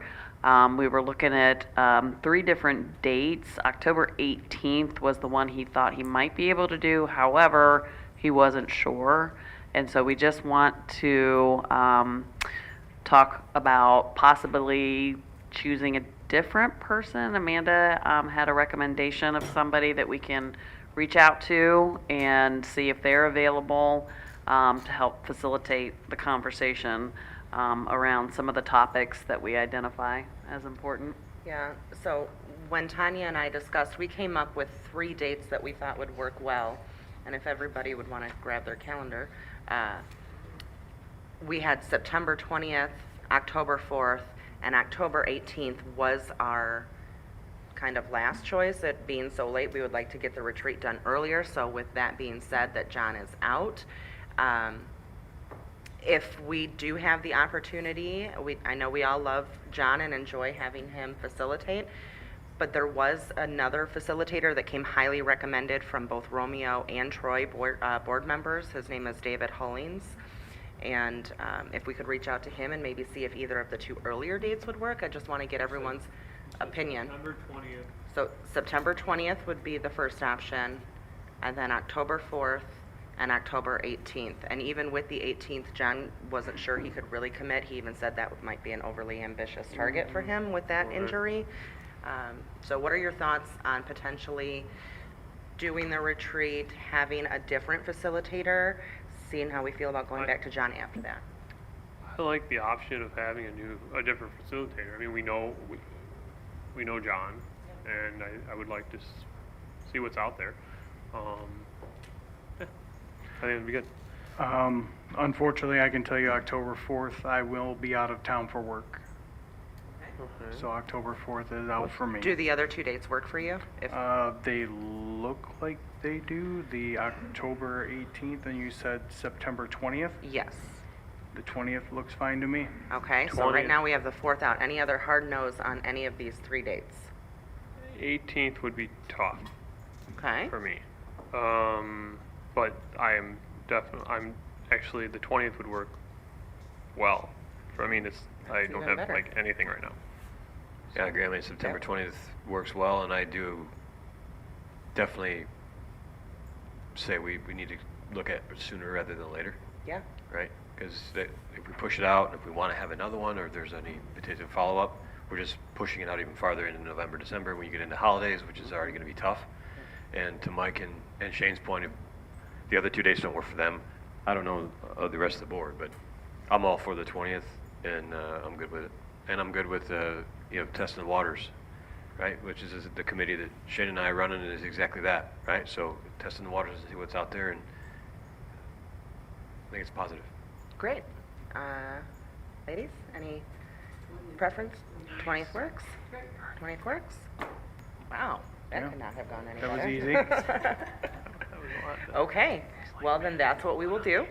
Everyone will go ahead and schedule for the 20th, and we'll reach out to this new gentleman and check his availability, and hopefully all the stars will align, and we'll be having a retreat that Saturday morning.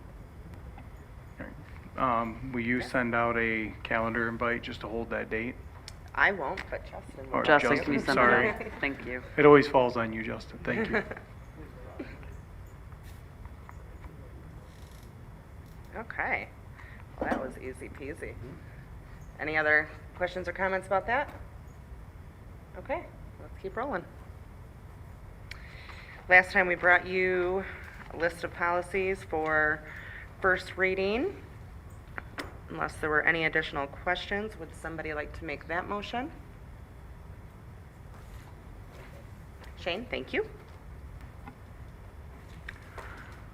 Move to approve policies 2504.01, 3315, 3115, F-1, 3115A, 3118, 3201, 3212, 3301, 3407, 4101, 4103, 4105B, 4105B-F, 4106, 4403, 4407, 4408.01, 4409 as presented. Support. Mike, Aldred, thank you. Any discussion? I have a Sarah? question. Yes. Regarding the Title IX, I just want clarification that we don't allow boys in the girls and girls in the boys.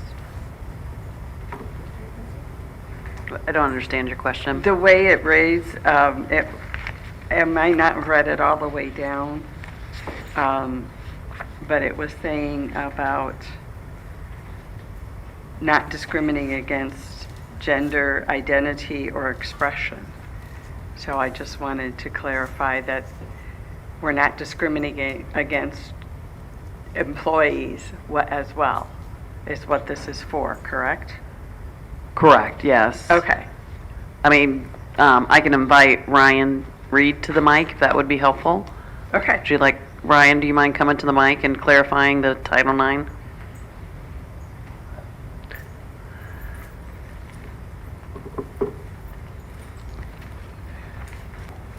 Before you start, I just have a quick question. If we still have that recording, do you know if we have access to that? Because we had a very extensive We do. presentation in policy. Yes. So just preemptively, before you go ahead and do that, I think it might be very also helpful that you see that presentation. No, I did not. No, So that I'm Yeah. saying it might if be, I you're not can on have policy. access to that. Yeah, you'd have Okay. to, you'd have to meet with Justin. He could show. And show me. Yeah. That Okay. might be All very right. helpful. Then I'm good. Well, can you repeat your question so that Ryan can? Because we list gender identity and expression as a non-discriminatory, if a adult or a student decides they're a girl, but they're actually a boy, do we let them go in the girls' bathroom, kind of thing? So it's an interesting time, Sarah Beth. I think this is a question. Watching the video, I think, was very helpful to have the Troon attorneys clarify the reason for clarifying the policy. There's different things going on at the federal level and the state level. However, in the state of Michigan, the Elliott Larson Civil Rights Act has gender identity and expression as protected classes, so we cannot discriminate on gender identity or expression. So folks can use the facility that they identify with. Okay, all right. Anything else? No, I Okay. think that's it. Thanks, Ryan. Thanks, Ryan. Appreciate that. Okay, any further discussion? All those in favor? Aye. Aye. Any opposed? Motion carries. Thank you. All right, item D, we have our field trip first readings. The Mackinac there won't be a presentation for Mackinac, that's in board book for everybody, but we do have a presentation for the Disney trip. Miss Debbie Brown.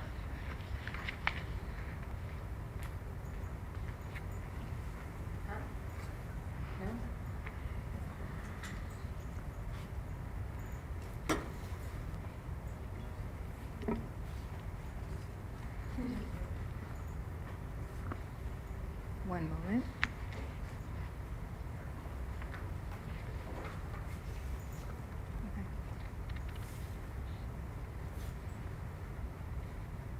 Hi, everybody. How are you? Hope everyone's doing great. We do have your presentation. If it doesn't come up, we do have your presentation. No worries. In board book and Okay, perfect. in hand. I'll just come a lot closer if it doesn't. There you go. If you need a copy, I can give you a copy Okay, as well. Thank you. I brought my computer too. Yay.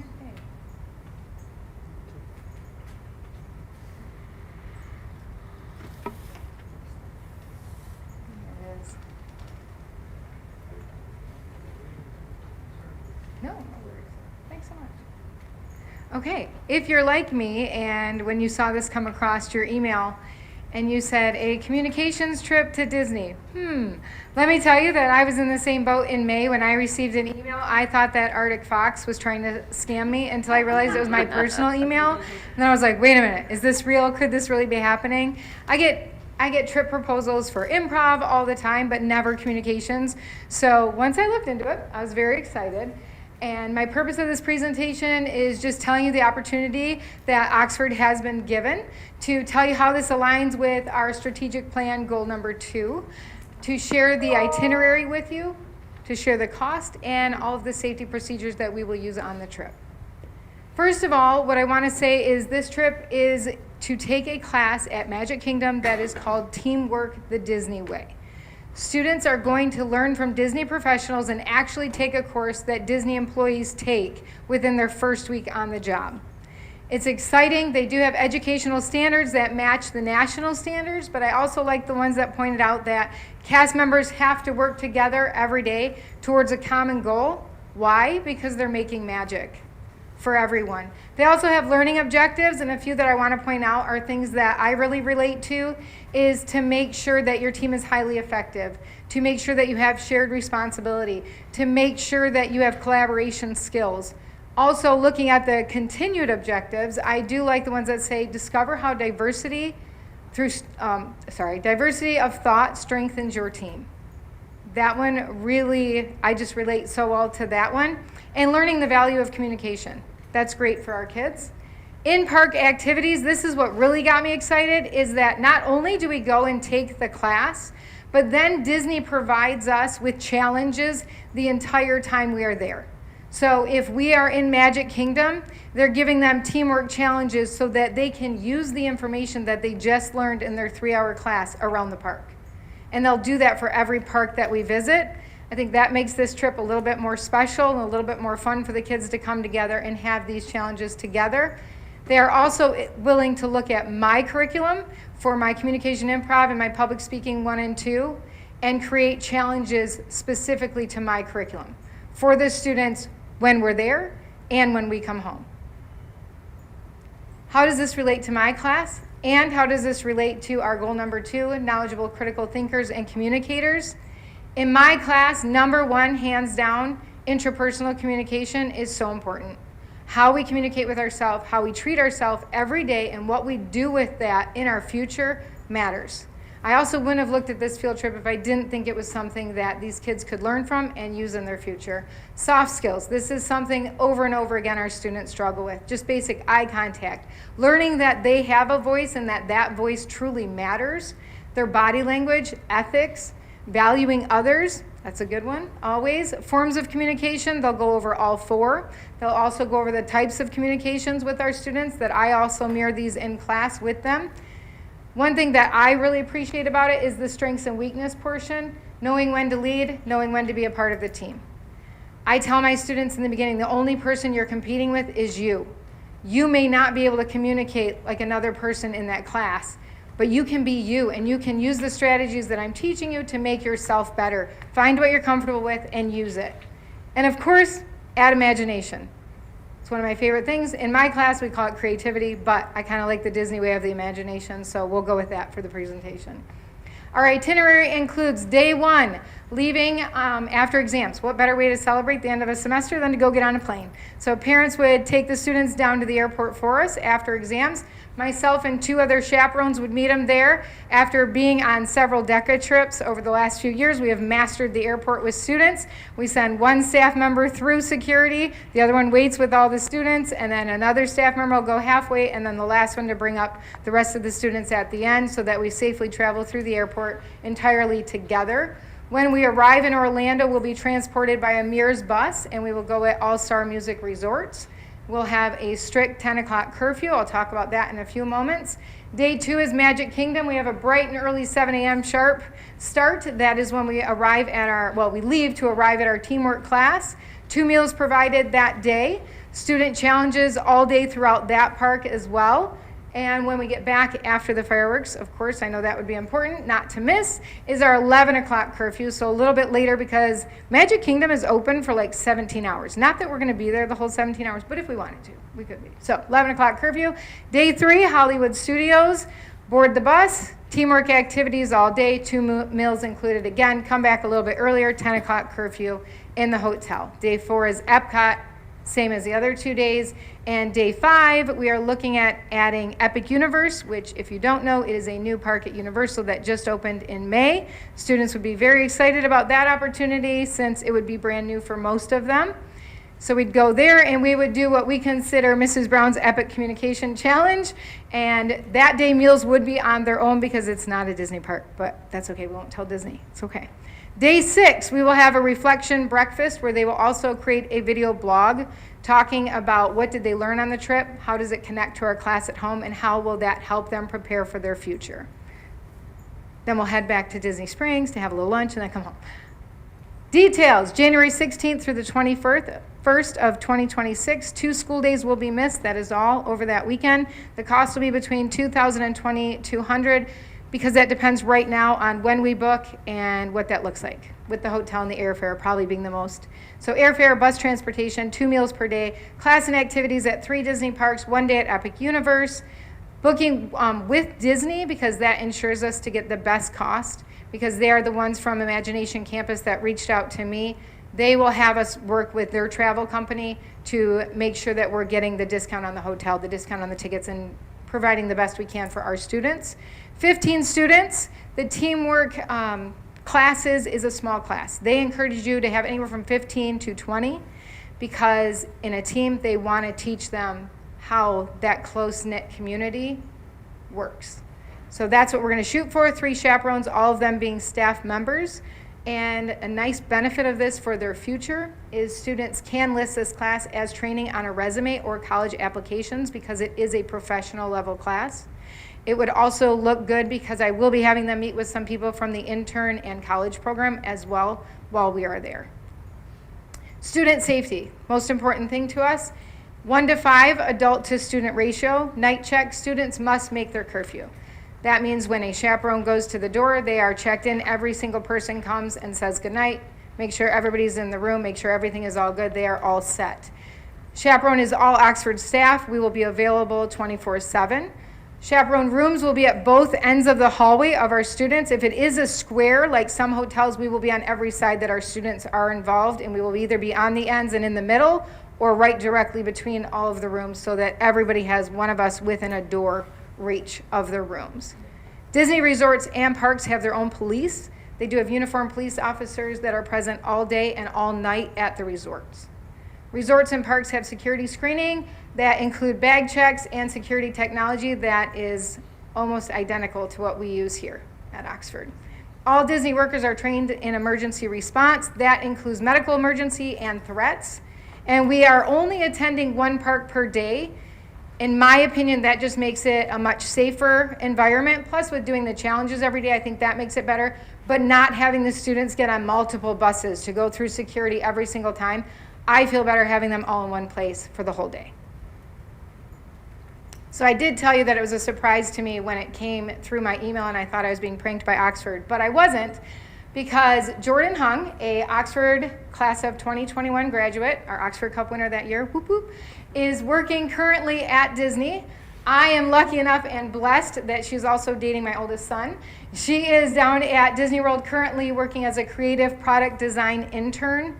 She is the one who recommended Oxford for this program.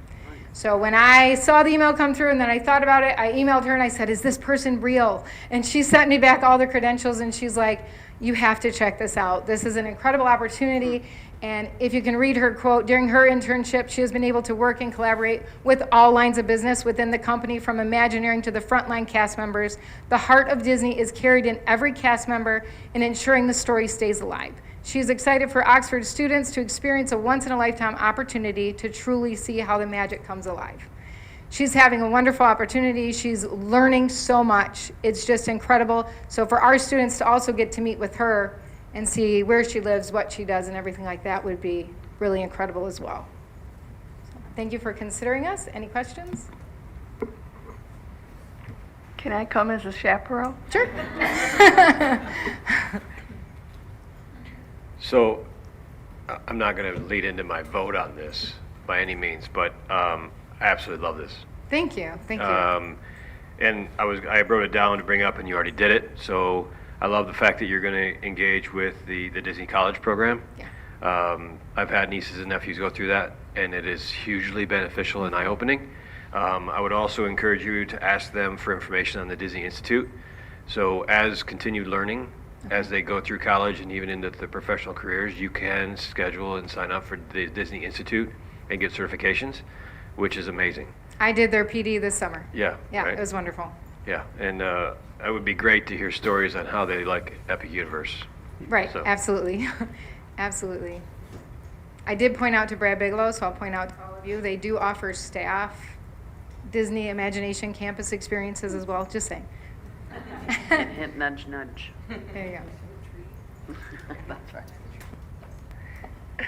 Any other questions, comments? That was a great presentation, and I really appreciate it. Shout out to Jordan for being way ahead of her time in fulfilling our mission of contributing to a connected community and bringing that to us. I'm very excited for the kids for that one. Thank you so much. Thank you. Oh, Shane, I'm sorry. Just real quick, Yeah. it won't require a Okay. response, it's not a Oh, question. okay. I think this is an extraordinary opportunity for these kids to get out this technology age. I have two kids, 10 and 12, and they live on devices. So sometimes human interaction and networking is a big problem, I think, these days. So what an outstanding opportunity for them to go down and have a whole lot of fun while doing it. So thank you for doing this. Thank you very much. Thank you. Have a good night. Thank you. All right.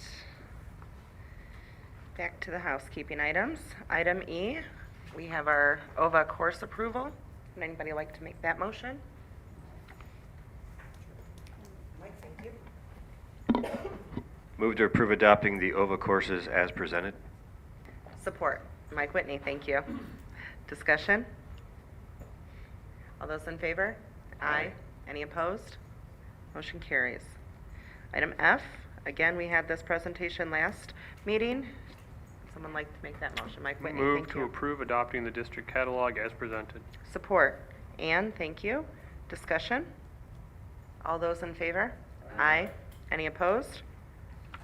Motion carries. Item G. Anyone like that motion? I can. Thank you. Move to approve the appointment of Kimberly Young to the LCA Board of Directors. Support. Mike Aldred? Any discussion? All those in favor? Aye. Any opposed? Motion carries. Next one. Shane, thank you. Sure. Move to approve the appointment of Deborah Blake to the LCA Board of Directors. Support. Mike Whitney, thank you.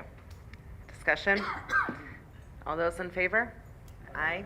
Any opposed? Motion carries. Okay. Item H. Dr. Milligan, would you like to speak to this on the agenda? Thank you. All right, so per our policy, when we have an expulsion and the student has served their time 180 days prior to coming back, there are several procedures that they need to go through in order to be admitted back into the school. Our policy addresses two different procedures. One is for a mandatory expulsion, and that's dictated by the state. Typically has to do with any type of weapons that a student might be found with. The other is discretionary, right? So sometimes it can be behavior between one student and another that's aggressive or violent. It could be a number of things. And so in 2024, we had an expulsion, and that student is up for reinstatement. And so it was perceived to be a mandatory, which is why we had invited several of our board members to be a part of the committee. That's a part of our policy. Unfortunately, we failed to do the board appointment piece. And so we were seeking legal opinion on that. Could we move forward with it if it wasn't appointed? In that course of action, Jennifer from Troon helped us better understand that it was not a mandatory, it was a discretionary, and those parameters are very different. So you still have a committee, you still have a review of the information, however, the decision sits with the superintendent and not the board itself.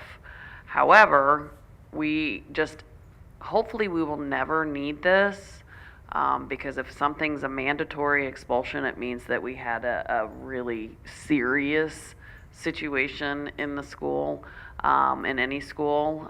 But just in case, we wanted to go ahead and be preemptive and have board members appointed who would be willing to serve on that committee. And it is a board decision. A mandatory expulsion reinstatement is a board decision. So we're here to ask for individuals who might be interested in participating in that committee if, and again, hopefully never, but just in case, that board members could serve. We need two. By law, we need two. Just point of clarification. So this would be a committee and they would come to the board with a recommendation? Is that how it would work? Or those two would have? They would be committee members, so Yeah. they would, it's a large large committee, so Dr. Williman, we have teacher, we have administrator, we had a parent on it, so there's a multitude of people on it, and then there would be board representation at that meeting.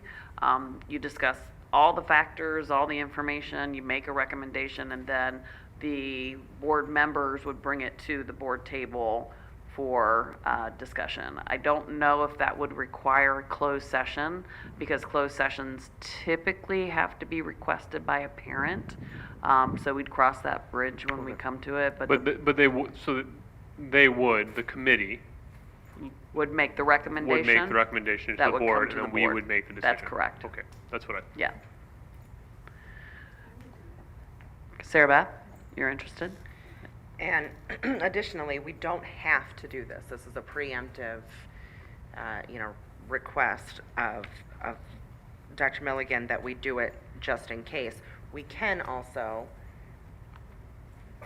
do it as it comes. We can appoint members if we get into this situation.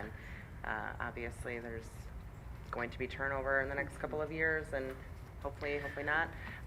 But in any case, we don't have to do this if anyone is uncomfortable with it. I just wanted to So here's the put that out challenge. there. There is one minor challenge in that there are very strict timelines.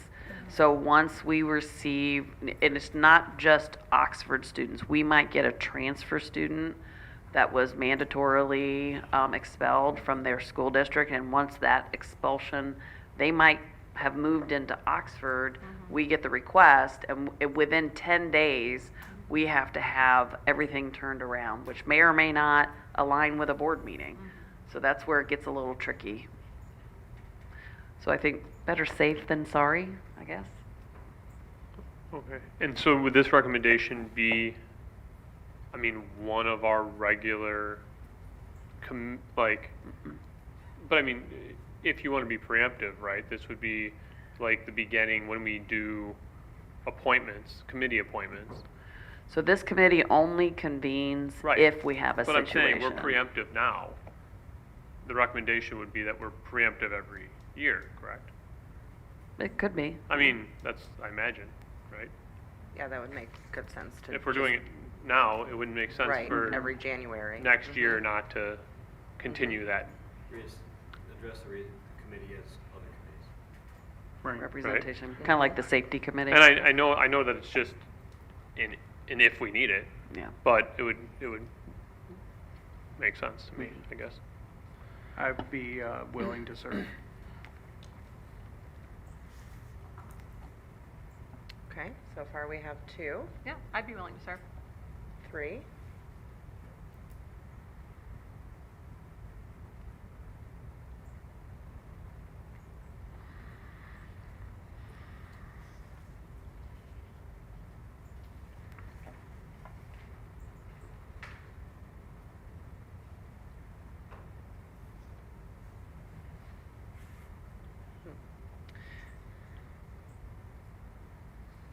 Was this written, excuse me, from Troon? Did they give you this language? Because I'm just confused on the policy. I'm trying to read through quickly again.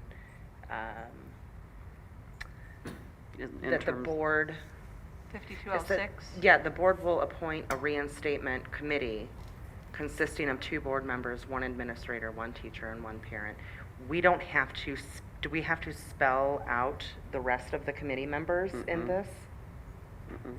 Okay, Just the board members. okay. So how were they chosen? How the board members chosen? The administrator, the teacher, and the It parent? would depend on the case, right? So you would want, if it's internal, you would want people that know the student and can give insight into that. So we don't have to take action to appoint them? No. even though- Okay. Okay, that clarified. Anyone else interested? So far we have I would say as a backup, 3, I mean, okay. in the event that these 3 or 1 or 2 or if I'm needed, I'm happy to be called for that as an alternate. No, I was going to ask that. So you said it's potentially, it could be like a 10-day turnaround or something of that Right. nature. So, and I know we're just talking about if this happens, but like, so 10 days, the committee has to convene, or does, within 10 days, it have to come to the board? Let me for do a this. vote? So, Dr. Williman, I know you've been chomping at the bit. Yeah, I mean, I'm just curious to try, because to Mike's point, do we need alternates? Do we need like, what does that look like? Event that we have a mandatory permanent expulsion. From the time we receive the petition for reinstatement, we have 10 days to convene the committee. That if it's a mandatory, it's board appointed. And then from that point, on day 10, we notify them, day 8, whatever the day is that we notify that the committee has been convened, then we have 10 school days to hold the reinstatement meeting. There's a lot of 10 days, then 10 days. Then at the next regularly scheduled board meeting, so that could be 2 weeks from now. Like if we held one tomorrow, the next regularly scheduled board meeting is 2 weeks from then the recommendation from the reinstatement committee would be brought to the board. And then there's certain questions, and it's in, we're discussing 5206C.01, just so everyone that doesn't have it in front of them knows for some light reading later. There are some certain, there are certain things that need to be addressed as part of that. So there is a form they fill out for the reinstatement proposal, but the factors that are listed in that policy are loosely based on the 7 factors with some additional things layered in. What Dr. Milligan and I have looked at is addressing first the 7 factors and then leaning into this. So looking at the risk of harm to other students or district personnel, that aligns already with the 7 factors for consideration. The extent to which reinstatement could create a risk of district liability and individual liability for the board or district personnel, the student's age and maturity, the school record before the incident that caused the expulsion, the student's attitude concerning the incident that caused the expulsion, the student's behavior since the expulsion, and the student's prospects for remediation. And if the parent was the one who filed for reinstatement, what their opinions are and how they're willing to work with the situation. So a lot of this already, and this comes directly from the state of Michigan as well, which is how it aligns with the 7 factors.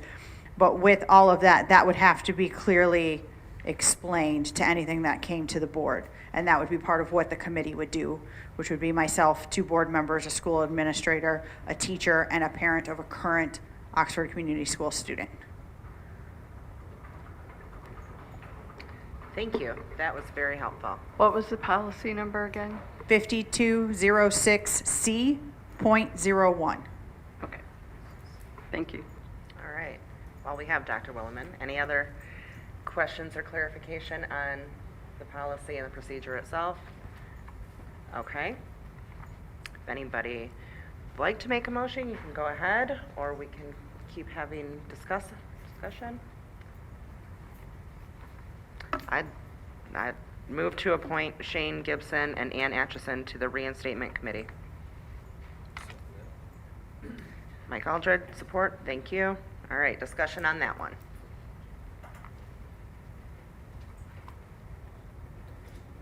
I personally think Shane, with his background experience, and Ann as well, would be valuable members to that committee and bring back to the board comprehensive analysis of the issue at hand. Those were my thoughts, and going into that, it is nothing against any other board members who expressed interest. Those were the 2 that I would like to see. Any other discussion on that?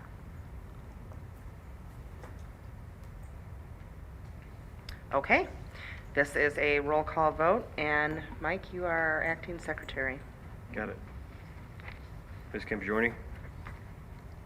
Yes. Mike Whitney? Yes. Shane Gibson? Yes. Summers absent. Atchison? Yes. Mike Aldred, yes. One more. I'm so sorry, President McDonough. What say you? Yes. Thanks, Mike. All right. Item 7. Thank you both, by the way, for volunteering for that. Appreciate it. Item 7, Mr. Fitzgerald coming back for our boiler bid award.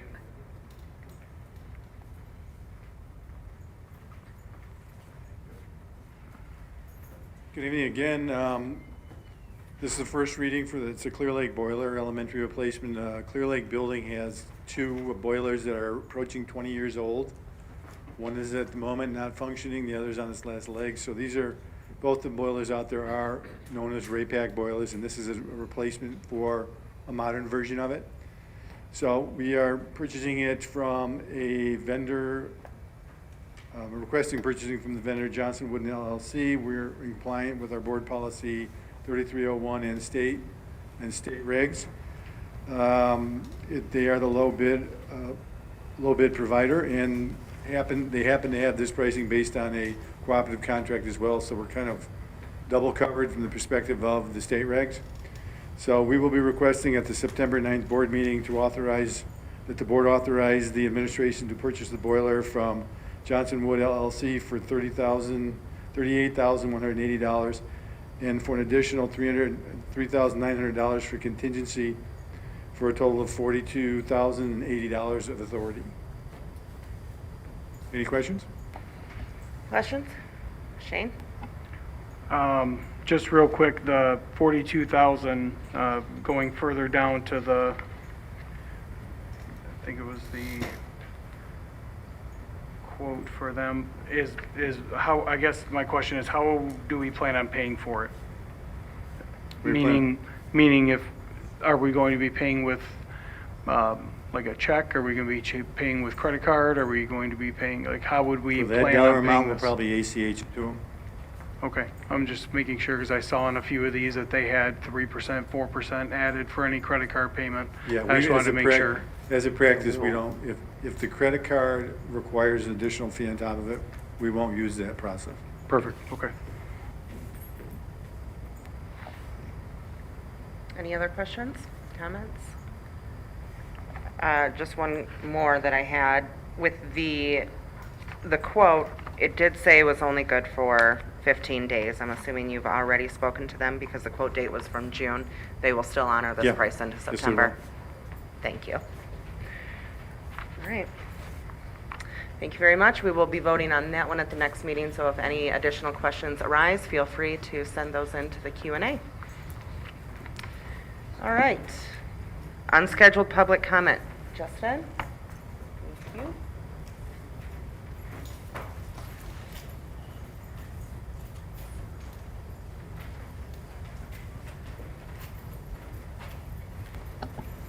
Marissa Prince.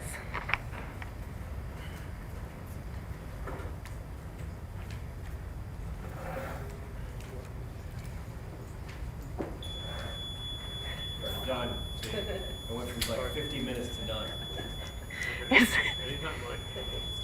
Is the new policy in effect or no? Is our new, it is? Mike? That's why you should do it. It's what? I don't know how to shut this off. It's okay. I'm not gonna take, I'm not gonna It's take. got my phone. Okay, okay, that's fine. There you go. That'll Just and real yes, quick, it is. it's quick anyway. So, just on set seg, real quick. I was disappointed to see that we renewed with set seg. Especially at the, I think it was like a 25% premium increase over last year. And I want to thank the community members that have pushed us to switch insurance companies. I'm going to read a excerpt from a article in the Detroit News where Madison Baldwin's mother, her lovely mother Nicole, was interviewed about her offer, acceptance of the death benefit offer for Madison. Oxford Schools attorney Tim Mullins said the offer to the families before the Sixth Circuit decision was $1 million each. It was lowered to $500,000 after that. We always try to reach a reasonable resolution of a disputed claim, Mullins said. We are pleased to have been able to do so at this point. Then Oxford cuts them a check for over $600,000 and renews the policy. So I don't know about you guys. I've had the same insurer for my family, USAA, for over 20 years. And I keep them because I trust them and because they take care of us. SETSAG has not taken care of us, but Oxford Schools keeps them. And I don't want my tax dollars going to SETSAG anymore after what they've done. And I don't think any of you guys should either. So the board has dropped the ball. We have had time to resource this insurance company, and we haven't done it. And I think the only reason we're doing it now is because you're being pushed to do it. So this cannot happen soon enough. And my expectation is that this happens quickly. We hire a new company, we fire SETSAG publicly, we speak out about all the things they did wrong. Mullins, we never see Mullins again set foot in any of our buildings. He does not work for the school district anymore. And there's some accountability there. And we hire a new insurer that aligns with the values of our community and aligns with the values of our school district. And so I'd like to see that happen quickly, and I'm appreciative to the Finance Committee for finally making this happen, because this is a step towards healing and towards recovery that should have already happened. So it's happening now, I suppose. but not soon enough, and the damage is done. And I think it's really unfortunate that Madison's mom felt the need to explain herself in this article. And I think the quote from Tim Mullins in the article is really insensitive and inappropriate. And I'm disappointed that the district didn't make their own comment from our own people. So that's it.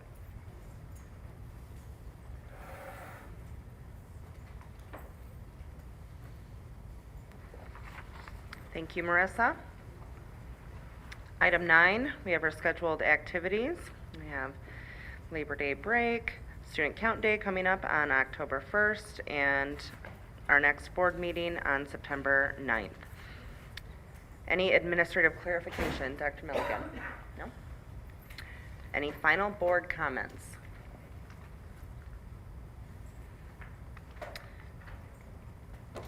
Seeing none? It is 8:50 and this meeting is adjourned.